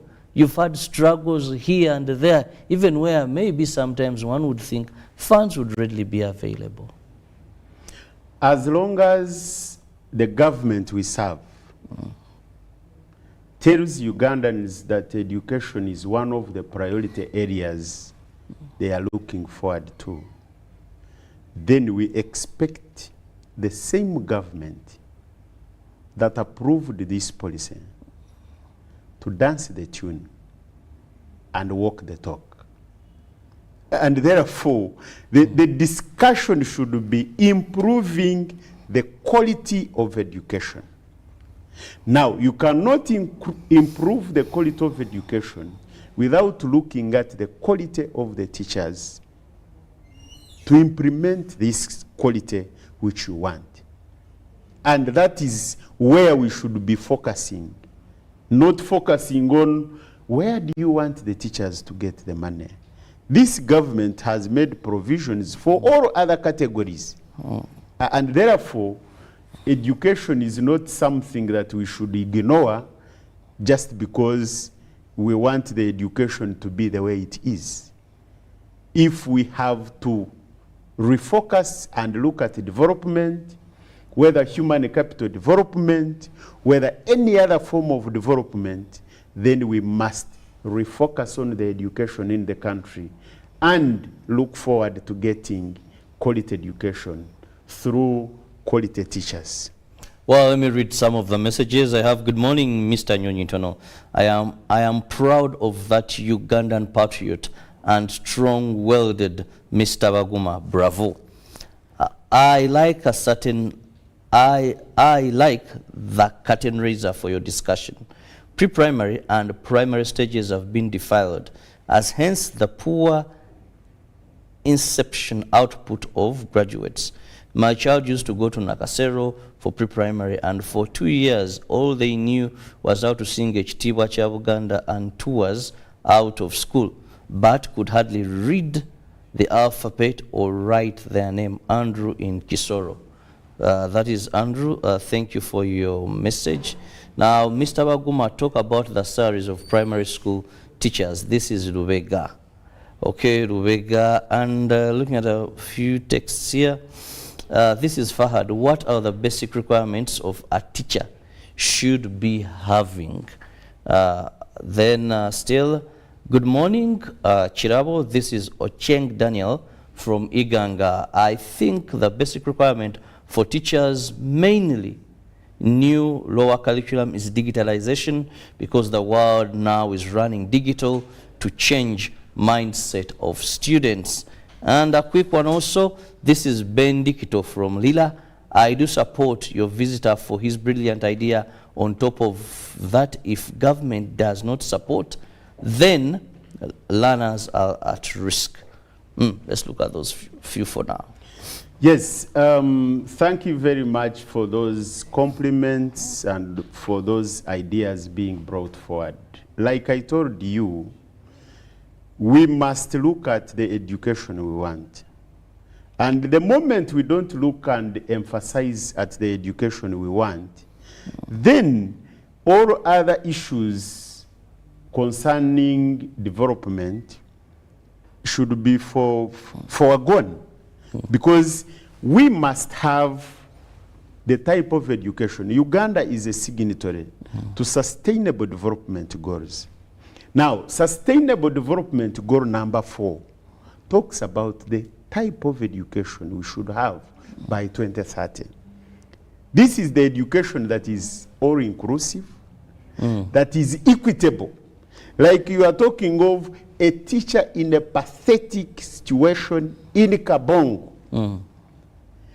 That teacher and the learner should be treated the same way those of Kampala and Wakiso and Mukono and surroundings are treated, because they are all Ugandans. And above inclusiveness and equity, it should be quality education, not simple education. And it should have a projection of lifelong learning. And therefore, we cannot achieve that by mere looking at the teacher and sympathizing with the teacher, and therefore hoping to continuing to see this teacher in that pathetic situation. So we must raise this teacher. Strategies must be put in place. I would like to hear our members of parliament coming up and saying, no, it's high time our teachers are brought on board, because they are where they are because of the teacher. And therefore, nobody should forget what the teacher did to him or her, and we should be seeing them towing that direction of improving the quality of the teacher, and therefore the quality of the learning outcomes that will lead us to quality education which we want. Well, I have a message from a teacher here, and says the challenge here is that teachers are not paid according to their qualifications. Is that true? Yes, and that is what it should be, because teaching profession is a profession like any other. So as long as I'm a primary teacher, either if I have a degree, if You are a teacher, and therefore you should be paid as such.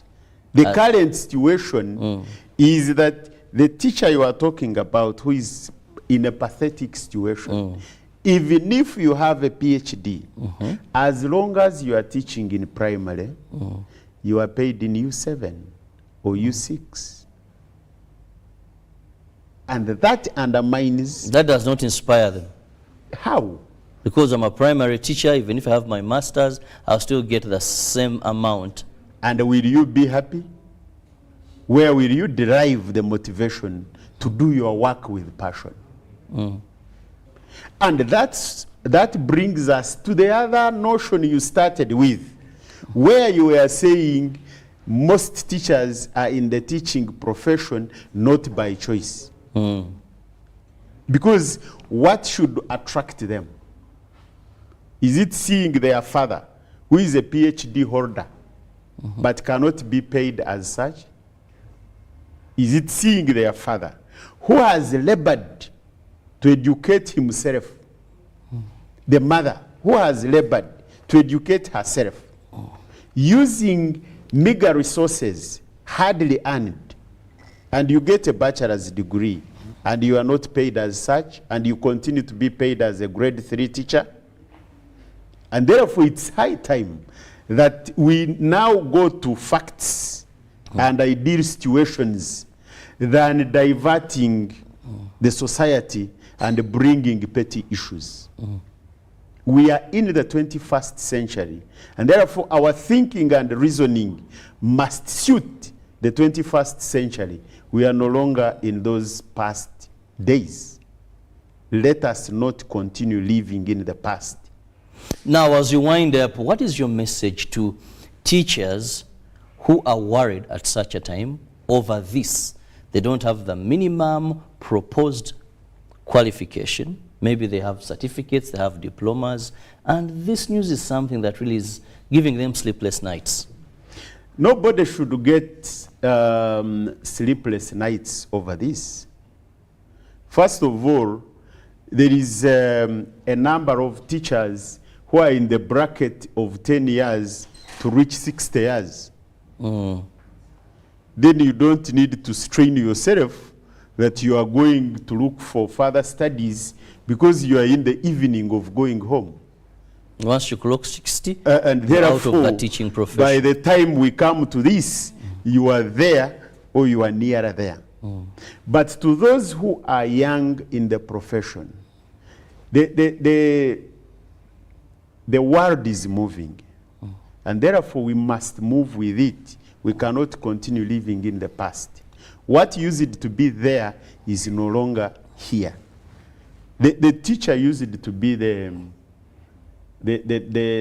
sole person with the knowledge.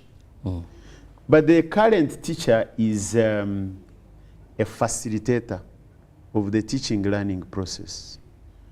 And a 21st century teacher must be a learner at the same time. And therefore, we need to know that times have changed. We need to go digital. So how do you go digital if you continue to say, I don't want to upgrade, and yet even when you were training as a teacher, there was no computer laboratory in any of the teacher training colleges. So you need to upgrade and refresh yourself to fit in the current environment. We are talking about salary. Like I told you, we shall not rest until it is done. It is government's responsibility to make sure that the teaching learning process is taking place in a conducive environment, which is supportive. And therefore, the creation they have put in place of dividing the teachers according to subjects has nothing like value for money. I bet, let anybody go to any teaching institution and find out what exactly is there. And therefore, the longer it takes to be resolved, the worse the situation will be. So I call upon the government, if they choose to listen, to solve this issue before we get into the consequences of this. Because the consequences are not for today or tomorrow. The consequences will be seen in the products. And that will be unfortunate because we shall have no correction measures. And therefore, we need to see government moving towards the direction of creating harmony at the workplace. I want to request the teachers, my fellow teachers, we need to deal with this stress. Stress is finishing our teachers. Between 1st January and 30th June, as Uganda National Teachers Union, we lost 205 teachers, 150 male teachers and 55 female teachers. All these are dying with stress-related issues.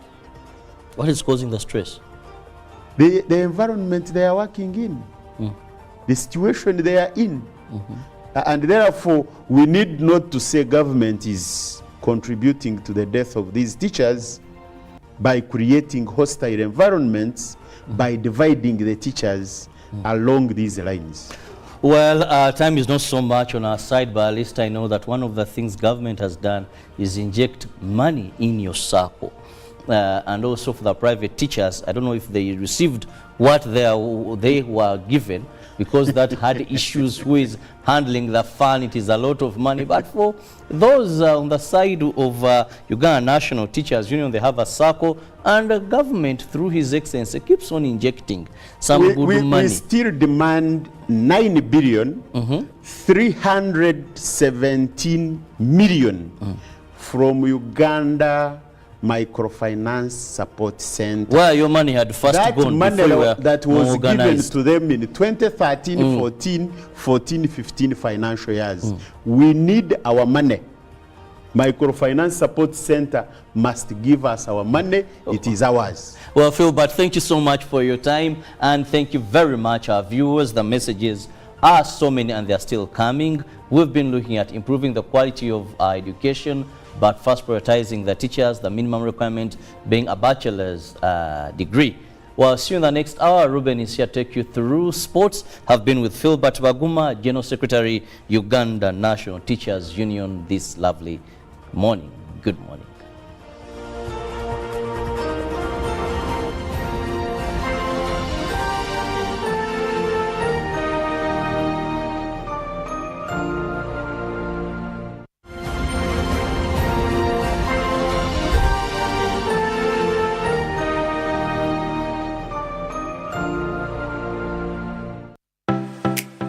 UBC is the national public broadcaster. We educate, inform, entertain, and inspire our audiences.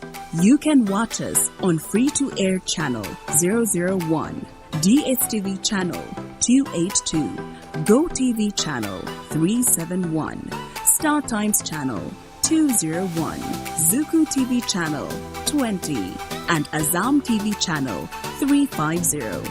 Even when your subscription expires, you can still watch UBC for free on your pay TV platforms.